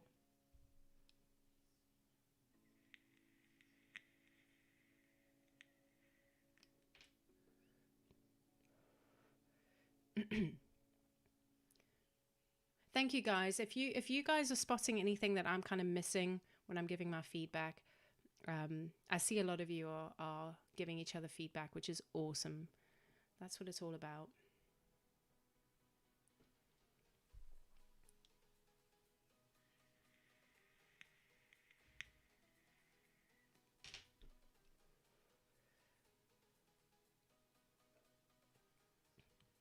I see people are talking a little bit about trends and evergreen. I would say try and do both. Try and do both. A lot of the times if I can't think of any design I want to make, I was getting into a really, really bad habit, especially after that Redbubble keyword search tool kind of came out. And I'm constantly on there looking, seeing if I can design for any of these kind of trending keywords. And it constantly feels like I'm chasing something I can't quite catch. And sometimes you get lucky and you can find something that's just on the cusp of going big and you can get in there before anyone else does. But I think it's healthy to have both. Make sure the bones of your store is evergreen designs, and that's based on your niches you decide to go into. And designs that will always sell no matter the time of year, no matter the time. Do you know what I mean? You know what I mean? No matter like the season. So obviously you have designs that just sell for Christmas or Halloween, but have those designs that are constantly relevant. That's not a trend chaser, because yes, you might get a spike in sales, but believe me, they quickly fall off. And you don't want to run your shop like that, not knowing how much you're going to get month to month, because you never know if you're going to get in on a trend. Whereas if you've got an evergreen store, you tend to be able to correctly predict the minimum you're going to get each month. So if you've got regular sales that come through regardless of the time of year, and you make your, say, £100 a month, you know that that's the least you're going to make for that month. Sometimes it goes up, sometimes maybe a little bit down, but your evergreen designs are the bones of your store. And then if you have a trending design on top of that, that's just a bonus. And the more evergreen stuff you have, the more stability your shop's going to have as well. So yes, I would say do both. Focus on evergreen, and then, you know, whenever you have some time, see what's trending, see if you can jump on any trends as well. It's Benny. Yes, we're going to have a look. Right. Algeria. Nice. Like it. I'd maybe try and get a little logo, make yourself a little logo, or have It's Benny down here and some cool calligraphy or something, just to make it unique to your store. All right, so what have we got? 113 designs, not bad. Okay, so straight away, I'm seeing you've got 113 designs and no collections. I would say collections, I was never sure if they were relevant for the longest time. But what I started noticing is, you know, when you get obviously a email saying you've made a sale on Redbubble, and oftentimes I'll get, obviously someone's bought 2 of the same sticker. But what's really, really awesome to see is someone's bought one of my stickers and then a completely different design of a shirt in the same sale. And that's awesome, because what you've effectively done is someone's found one of your designs, and then another of your designs that is completely different has been bought as well. And I used to think that was cool until I realized that whenever I was getting those 2 different designs in one sales, it was because they were in the same collection. So if I go to, right, I don't want to drag this out, but if you search for any, if you come across any design, I'm not going to do it for It's Benny because he doesn't have a collection, so it's not going to be relevant. And open say it's a cute little cat design, most of the time at the bottom of that design will be other designs from that collection. So it introduces your potential buyer to other stuff within that niche they've already searched for that might be relevant to them too. So I would say collections are good in that sense. And it helps you easily get somewhat different niches all in the same place. So we've got coffee and pets. Everyone's loving that at the moment, aren't they? What the fucculent. Gaming. I have so much room in my heart for you. That's so silly, but I love it.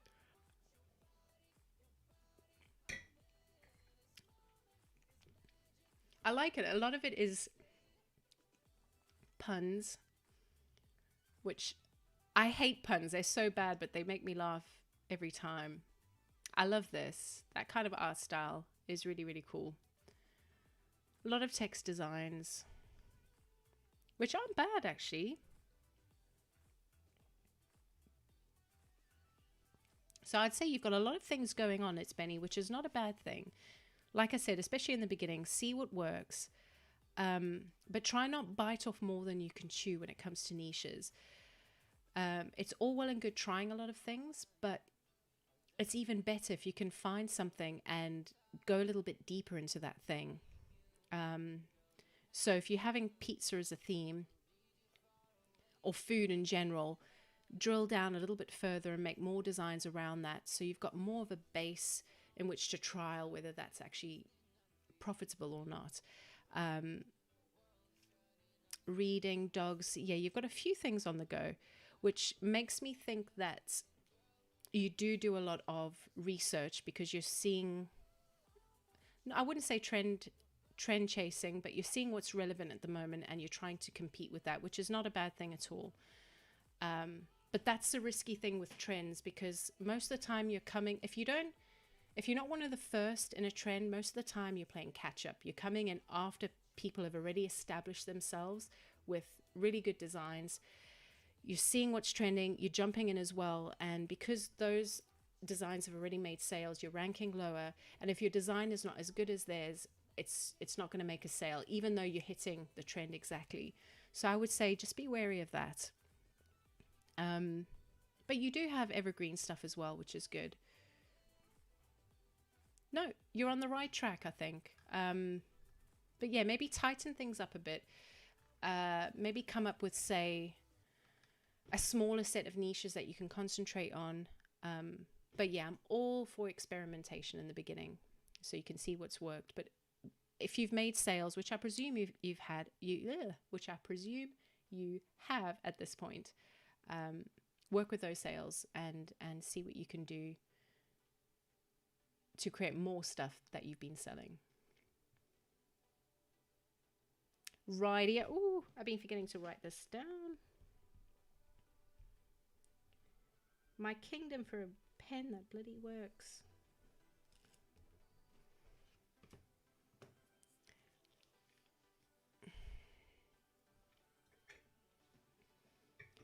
How are we doing, guys? How are we doing? Oh, is everyone still here and not bored yet? Okay, we're 11:30. We've been live for 2.5 hours. How are we going to do this, guys? How do you think we should do this? Let me just have a quick... I hate to, especially if you guys have been waiting for me to get around to your store, I'd hate to leave you high and dry at this point.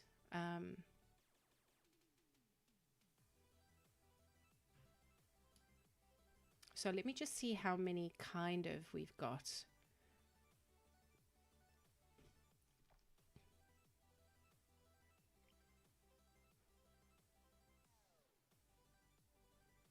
Virtual. What part of your sales do you link to self-promotion versus organic RB traffic? I really should look a little bit further into my numbers. Like I say, the only promotion I do is the odd few Pinterest pins that I've done that I don't really work a hell of a lot on. Like I said, I just use the standard mock-up that I get from Redbubble, and I link it to Pinterest, and I put them in relevant niche-based boards, and that's it. So I'd say the vast majority of my sales come from just organic Redbubble traffic. Oh, sorry. Excuse me. But like I said, if I go into my Google Analytics, I can see that a good percentage do come from Google searches as well. I wouldn't like to put a percentage on that because I don't know off the top of my head, but that's why it's so important to write good descriptions so you can rank in Google searches as well. But I can confidently say the vast majority of my sales have come from organic Redbubble search.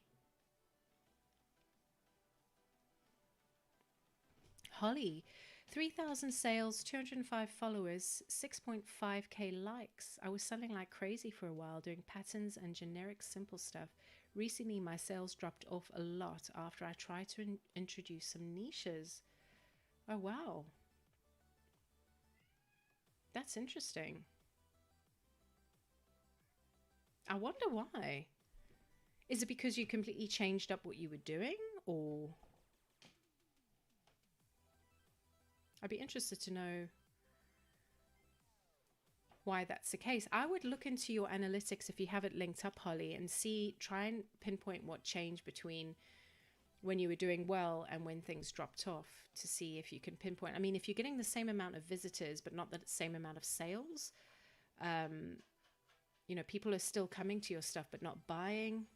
Think about what the reason that could be. Or if your visitors have dropped off, then perhaps if you can see if Redbubble, which you can tell in your Google Analytics, if Redbubble was promoting your stuff and all of a sudden they're not promoting your stuff, that may be the reason as well. Maybe your new stuff didn't kind of tick the boxes or something. I'm not sure. But I think analytics, if you do have it hooked up, could give you some answers, especially if you can compare it to a time where you were doing a lot better. Hi, Pablo. Thank you. I'm glad I'm here to help.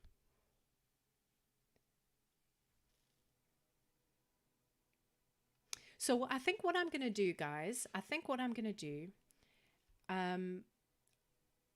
I'll try and touch base with, can I message people? Add monitor. I can't message you guys directly from the chat, which is really annoying. I guess what I could do is everybody else who's shared their shops, I can try and put a video together. As long as you guys are okay for me to share that on my channel, I can review your shops on video, make a video from it.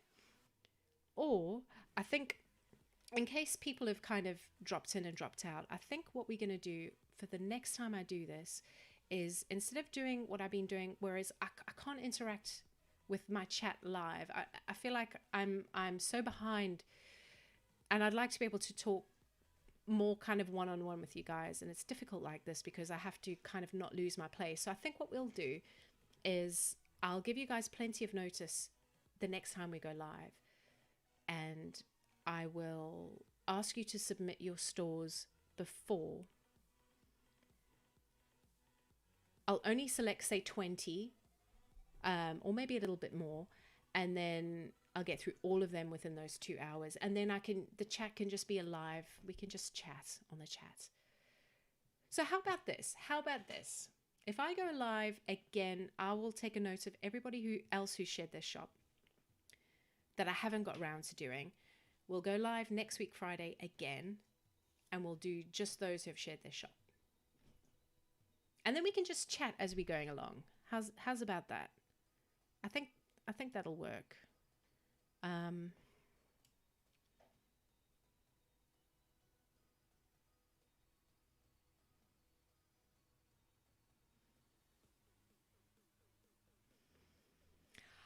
know, dear. I feel like it's time to sleep for me too. I'm feeling my eyes dipping, to be honest.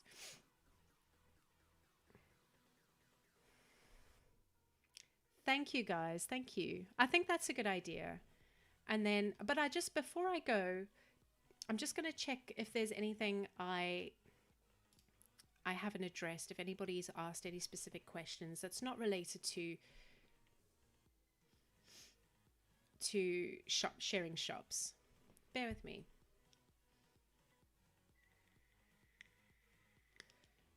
Oh, to anybody who shared a link and you can't see your comments, it's because sometimes I have to approve those comments. I think I've approved all of them now. I have no idea why.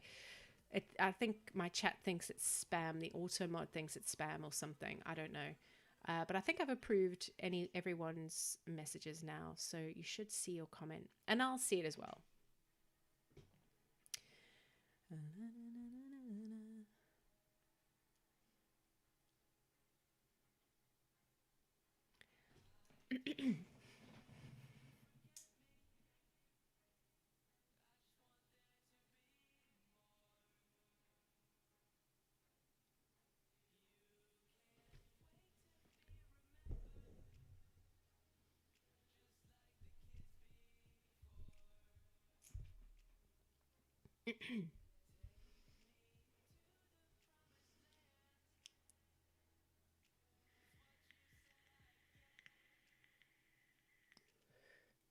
Saniza, just keep going, love. You just keep going. Remember, 30 designs are still a few. It says me with not a lot more than that, but just keep going. Keep uploading. Because it's easy after a while to think, Jesus, I put 80 things up and nobody's buying it. I'm doing something wrong. I mean, a lot of people have thousands. But then again, a lot of really good sellers. Like one of my favorite sellers on Redbubble is the paper crane, which I'm sure you guys have come across his work, because it's really simple, minimal stuff. And he is always, his stuff, I mean, you always see him in best-selling trending lists. His stuff is so relevant, and it's all nature-based stuff for the most part. Really minimal, geometric art, some line art. It's just simple, colorful, awesome stuff. And he only has 132. I'm not sure. I mean, he's been on Redbubble ever since I've started. I think he's been on here for a good long while. But the algorithm loves him. Redbubble promotes him all the time. So it shows that with the right skill and the right approach, you can do very well with a few designs. But for most of us, we need those numbers. We need to get as many designs up to have a chance. But I think he seems to have a very, I wouldn't say dedicated audience, but I'm sure there's people who have bought multiple things of his because they like his style. I would love to know how many sales he's made. I'm just curious about that kind of stuff on 132 designs, you know? So numbers don't always matter, but for most of us, they do. So just keep adding.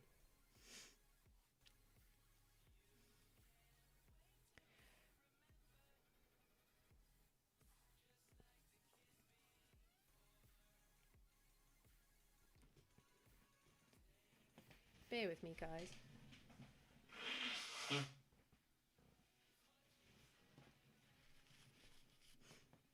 I didn't want to do that right in your ears, sorry.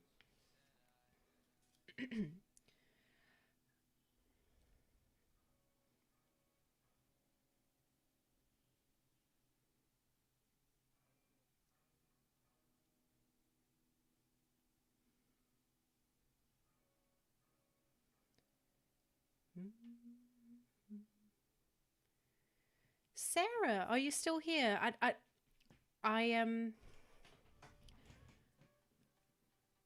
promise I didn't skip you. I see your message. I think what we're going to do is, because we're already 45 minutes over schedule and there's still quite a few shops. So I think what I'm going to do is I'm going to list everybody's shops that is shared and I haven't got round to, and we'll do this again same time next week. And I won't accept any new shop requests next week. Let's get these done because you guys have taken the time to share, and I just want to be fair and give you some feedback. So if you hop in next week, I will definitely get around to, if you've added your link here, which I can see you have, I will make time for it next week, definitely.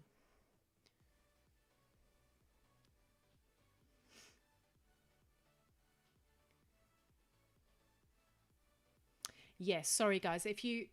I think the problem is I disabled links, if I remember correctly. So if you actually link your shop into the chat, I think it'll automatically delete, because I have been getting a few little messages saying comment deleted or retracted or something. There's a few that I can approve that the auto mod thinks is spam, but I can manually approve them.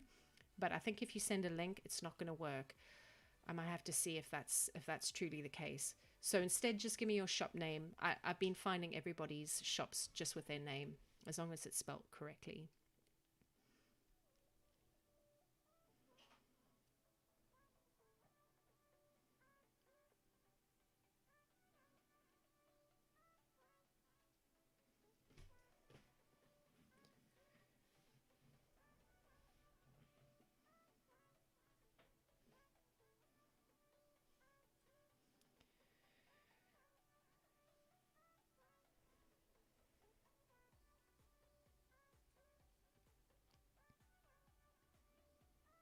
Guys, I know someone asked about how much money I made in my first year. And I think, even though I do have a video up about that, I think a lot of people do get bogged down.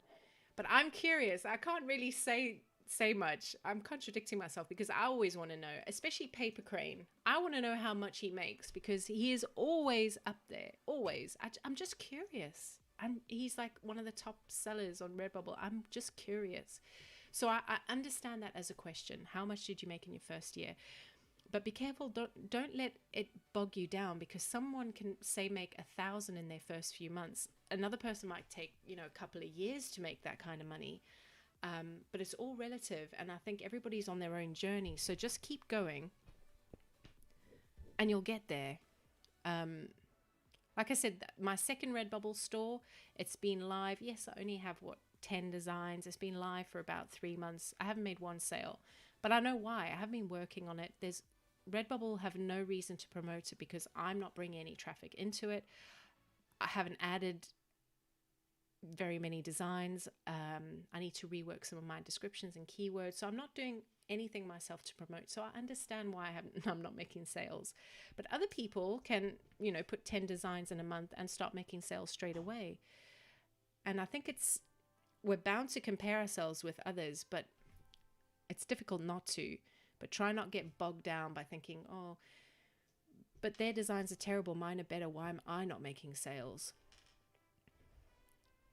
Think about what you need to do to make more eyes go on your work and what you can do to improve your sales, as opposed to constantly comparing.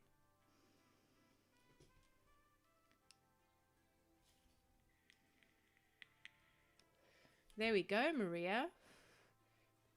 $75 profit on 100 greeting cards. That's awesome. I was really excited. My first really big bulk sale was probably about a month ago, and I think someone bought about 20 stickers, and I was like, what? When you're really curious, it's like, well, what did you buy them for? I really want to know. But that must be, yeah, that's awesome. Nice email to get.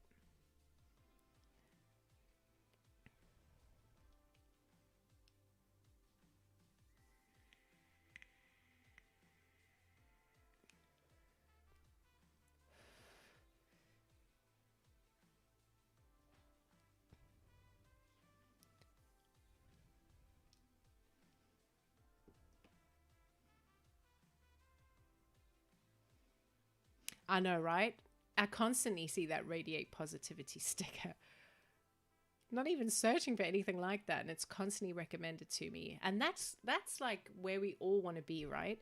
Where a potential user goes on the site, they're not even actively searching for anything in your niche, and they're getting fed your stuff. I mean, that's the dream.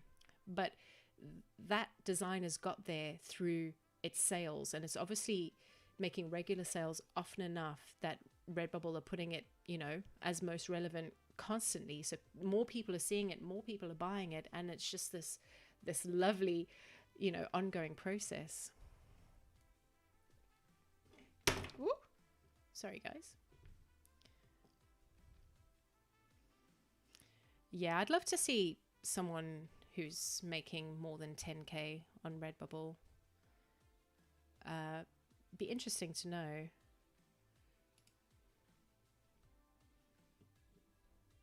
But I think it's hard, and I think expecting that or aiming for that is a little bit unrealistic, especially in the beginning. I think in the beginning, go from one sale to the next.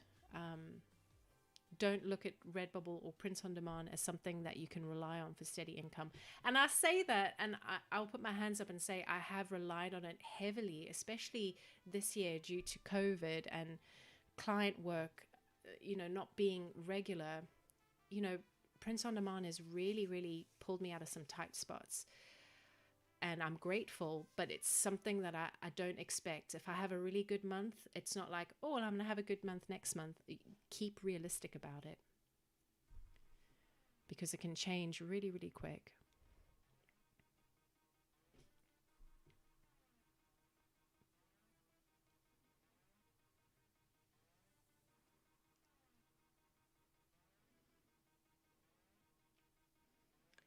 UK Baz, I spent 30 days in January 2020 trying to get sales. Managed one sale. I give up. I think you gave up too quickly, Baz. I really, really do. That's no time at all.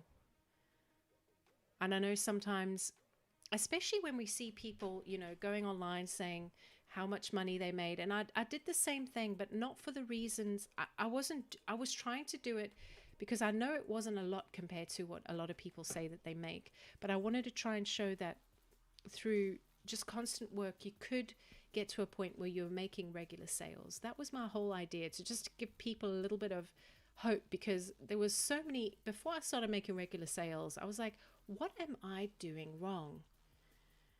And the advice I was getting from the Facebook groups I'm part of, it's like, just keep going, just keep uploading. I'm like, but I feel like I'm treading water. I feel like I'm getting nowhere. And then you kind of rework things and something starts happening and you get excited and then something else happens. And then it's just an ongoing process, and giving up too soon,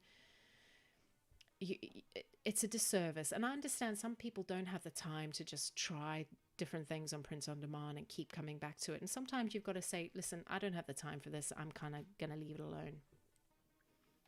But maybe, leave your shop up, come back at a later point when you do have a little bit of time. But that's the thing. This is not easy, guys. It takes time and effort, a lot of frustration. You've just got to keep going.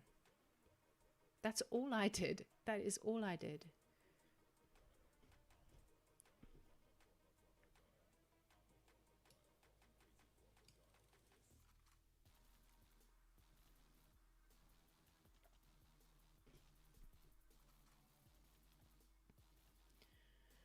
Yeah, Holly, I agree with you. Amazon merch is not my favorite at all.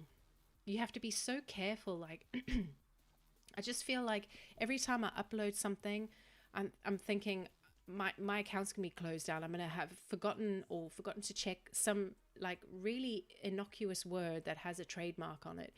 It just feels like, yeah, I don't know. And I feel like to make it on Amazon,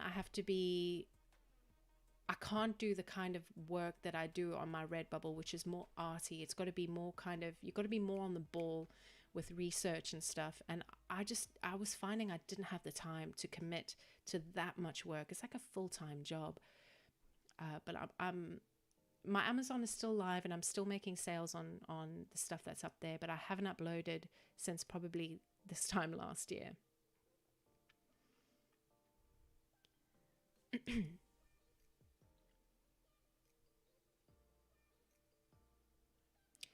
Colt, I agree. I thought I recognized that pizza design as well.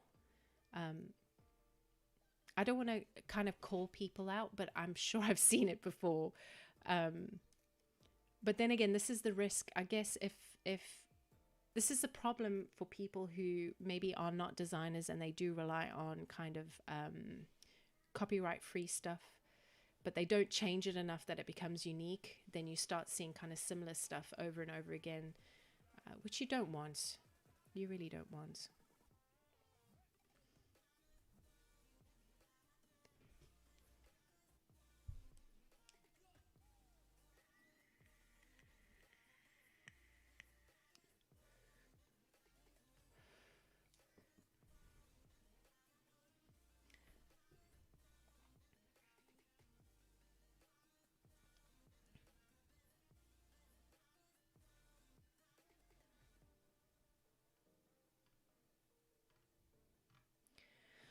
Guys, every time, I keep scrolling down, right? Well, I keep scrolling down to catch up on my on the messages, and just this bloody thing, every time I think I'm right at the end and I've caught up, it jumps back up and I'm like, I'm really behind. Oh, Seabucks is sleepy. I'm really sleepy, guys. We've been getting up, well, we've been trying to get up a little bit earlier this week, and it's really hard because it's getting dark and it's cold. And but thank you for all those who came. Thank you for staying around. I feel like by stopping the stream, I'm stopping loads of your internal conversations with each other. Maybe we need to make like a print on demand Discord or Facebook group or something. I feel like I'm cutting you guys off by stopping the stream. We might as well go until 12, right? 6 more minutes.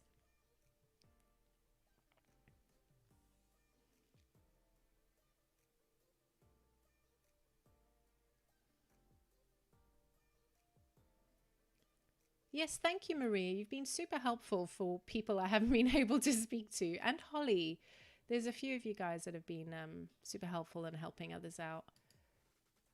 Thank you. You guys are superstars.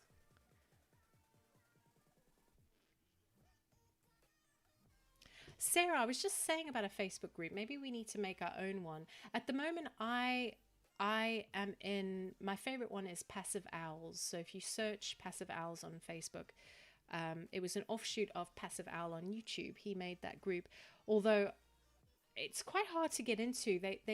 There's a lot of requests apparently, and they do get bogged down in approving people to get on there. But I think we should make our own for sure. But I would recommend trying to get into Passive Owl as well.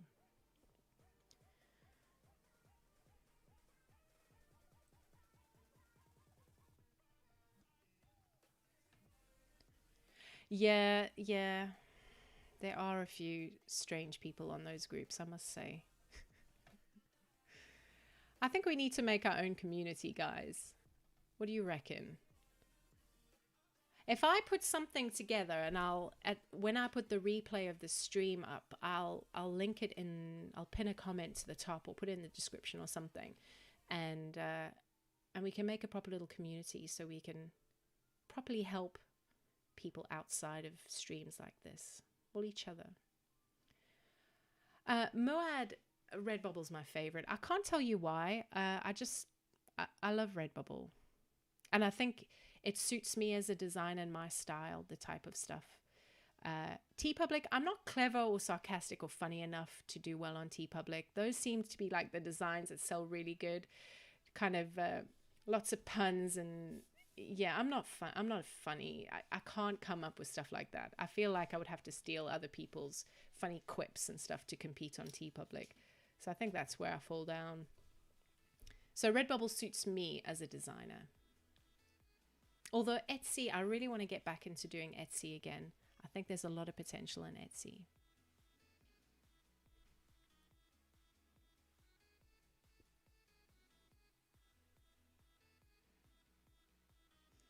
Oh my God, I'm so tired. I can't write. I feel you, Holly. I feel like I can barely keep my eyes open myself. The paper crane makes over 75K. I'd love to know if that's true. But I could believe that. I could definitely believe that.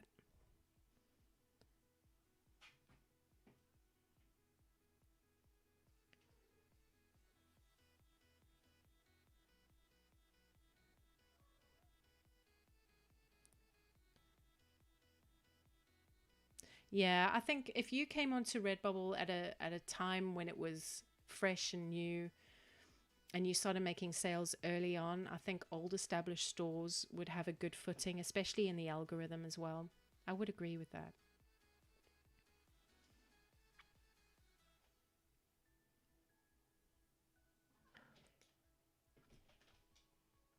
Oh, my cats are playing.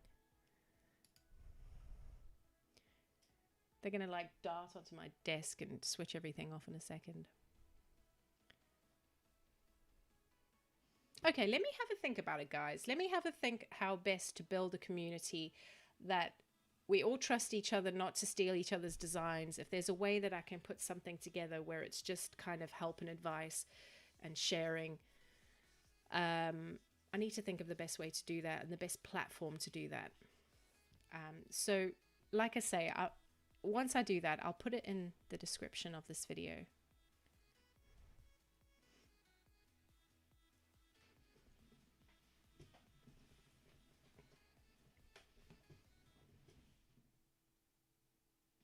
Don't compare your chapter 1 to someone else's chapter 10. Exactly, Bugs. Exactly. Couldn't have said it better myself.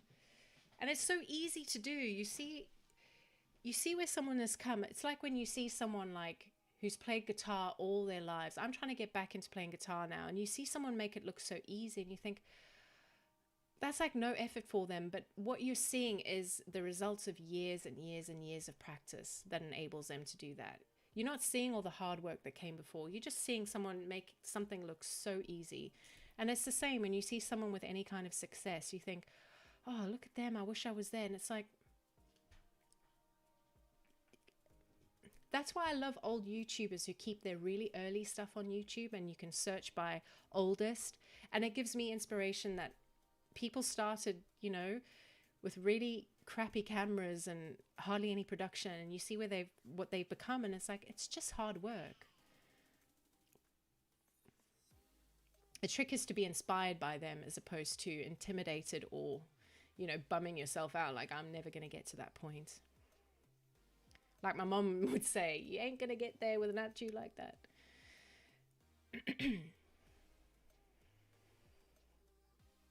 Oh my gosh, this chat just did it again. Ah!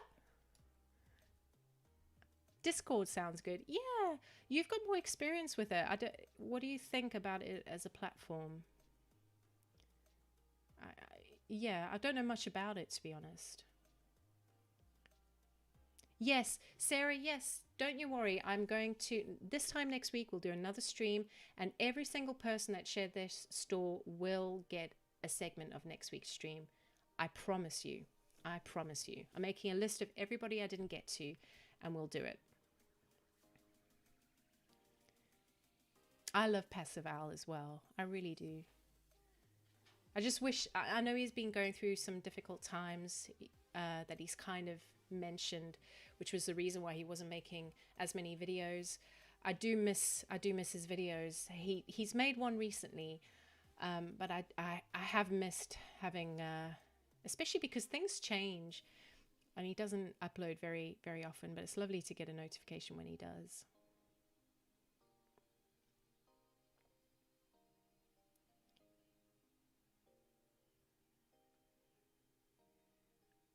Loyal people keep watch live until the end. You're so sweet.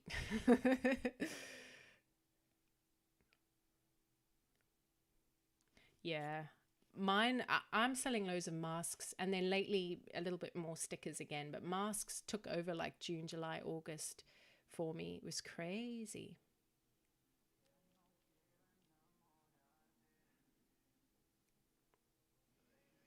I do have a cat. I have two cats. I've got the black one there, and then I've got a black and white one as well.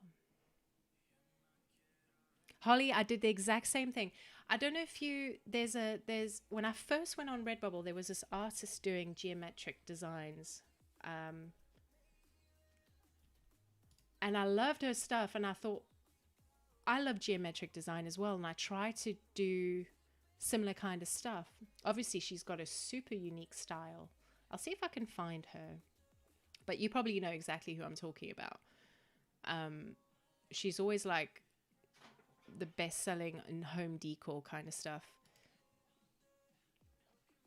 But her shop is, it's beautiful stuff. Here we go. Elizabeth Fredrickson.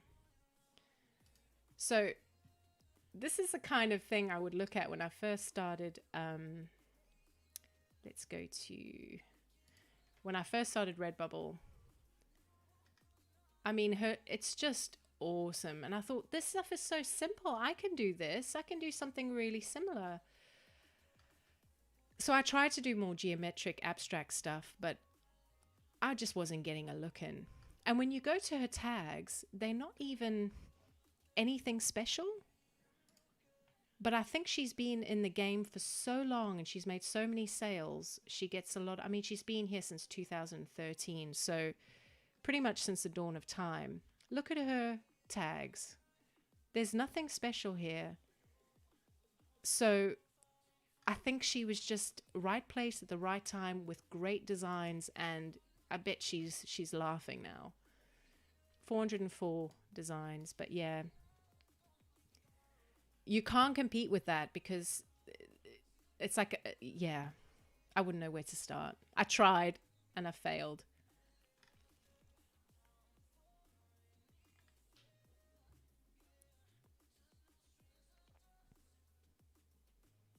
Yeah, completely oversaturated.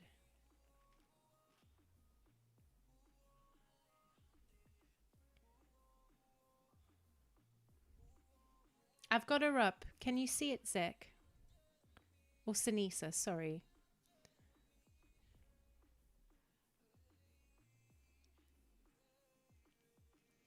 It is. It's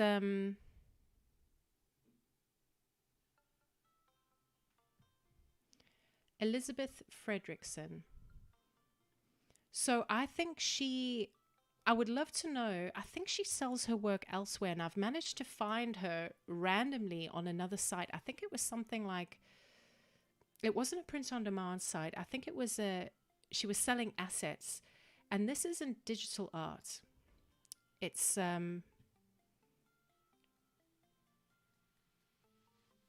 if I remember correctly.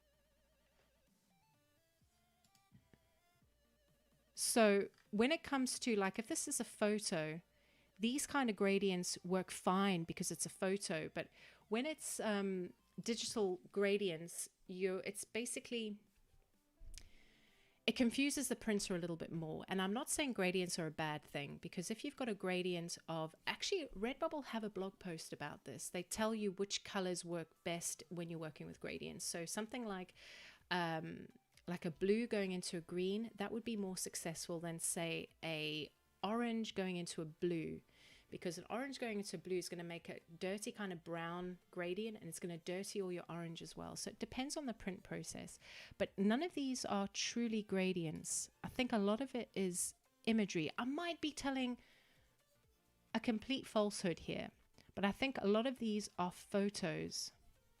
I'd be interested to know how she does her gold though. But yeah.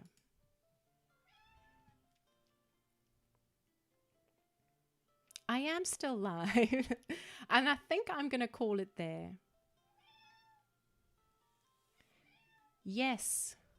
Yes, I saw that video, Colt. I think she's got a video on her YouTube channel. She made, yeah, something like $10,000 on a photo of the ocean. And I think she was really lucky, because if you search on Redbubble for ocean videos, there's so many. I mean, ocean photography.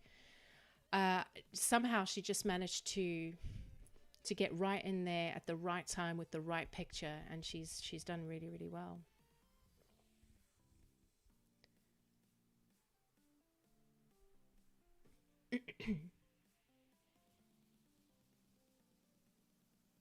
Yeah, and watercolor stuff seems to be doing well as well, but that's a completely, I've got watercolor pencils and I tried my hand at it. It's so tricky. It's something that looks so simple and elegant and beautiful in someone else's hand, but in my hands, yeah, watercolor is an art unto itself. But that does really well as well. Do you know what, guys? I feel so bad in stopping you guys' conversation right now. I really do. But I think it's time. We've done a good 3 hours, and I'm going to be back maybe a little bit earlier next week, so we're not all so tired by this point, especially those of us in the UK. Maybe we'll start at 8 and go until about 10, half 10. I think that's a good idea. Rightio, guys. Thank you for coming. Thank you for all of those who shared their stores. I will be getting to all of those who did next week. I promise. Okay, guys, you take care, and I will see you very soon. New video coming on Monday. Woohoo! All right, guys. See ya.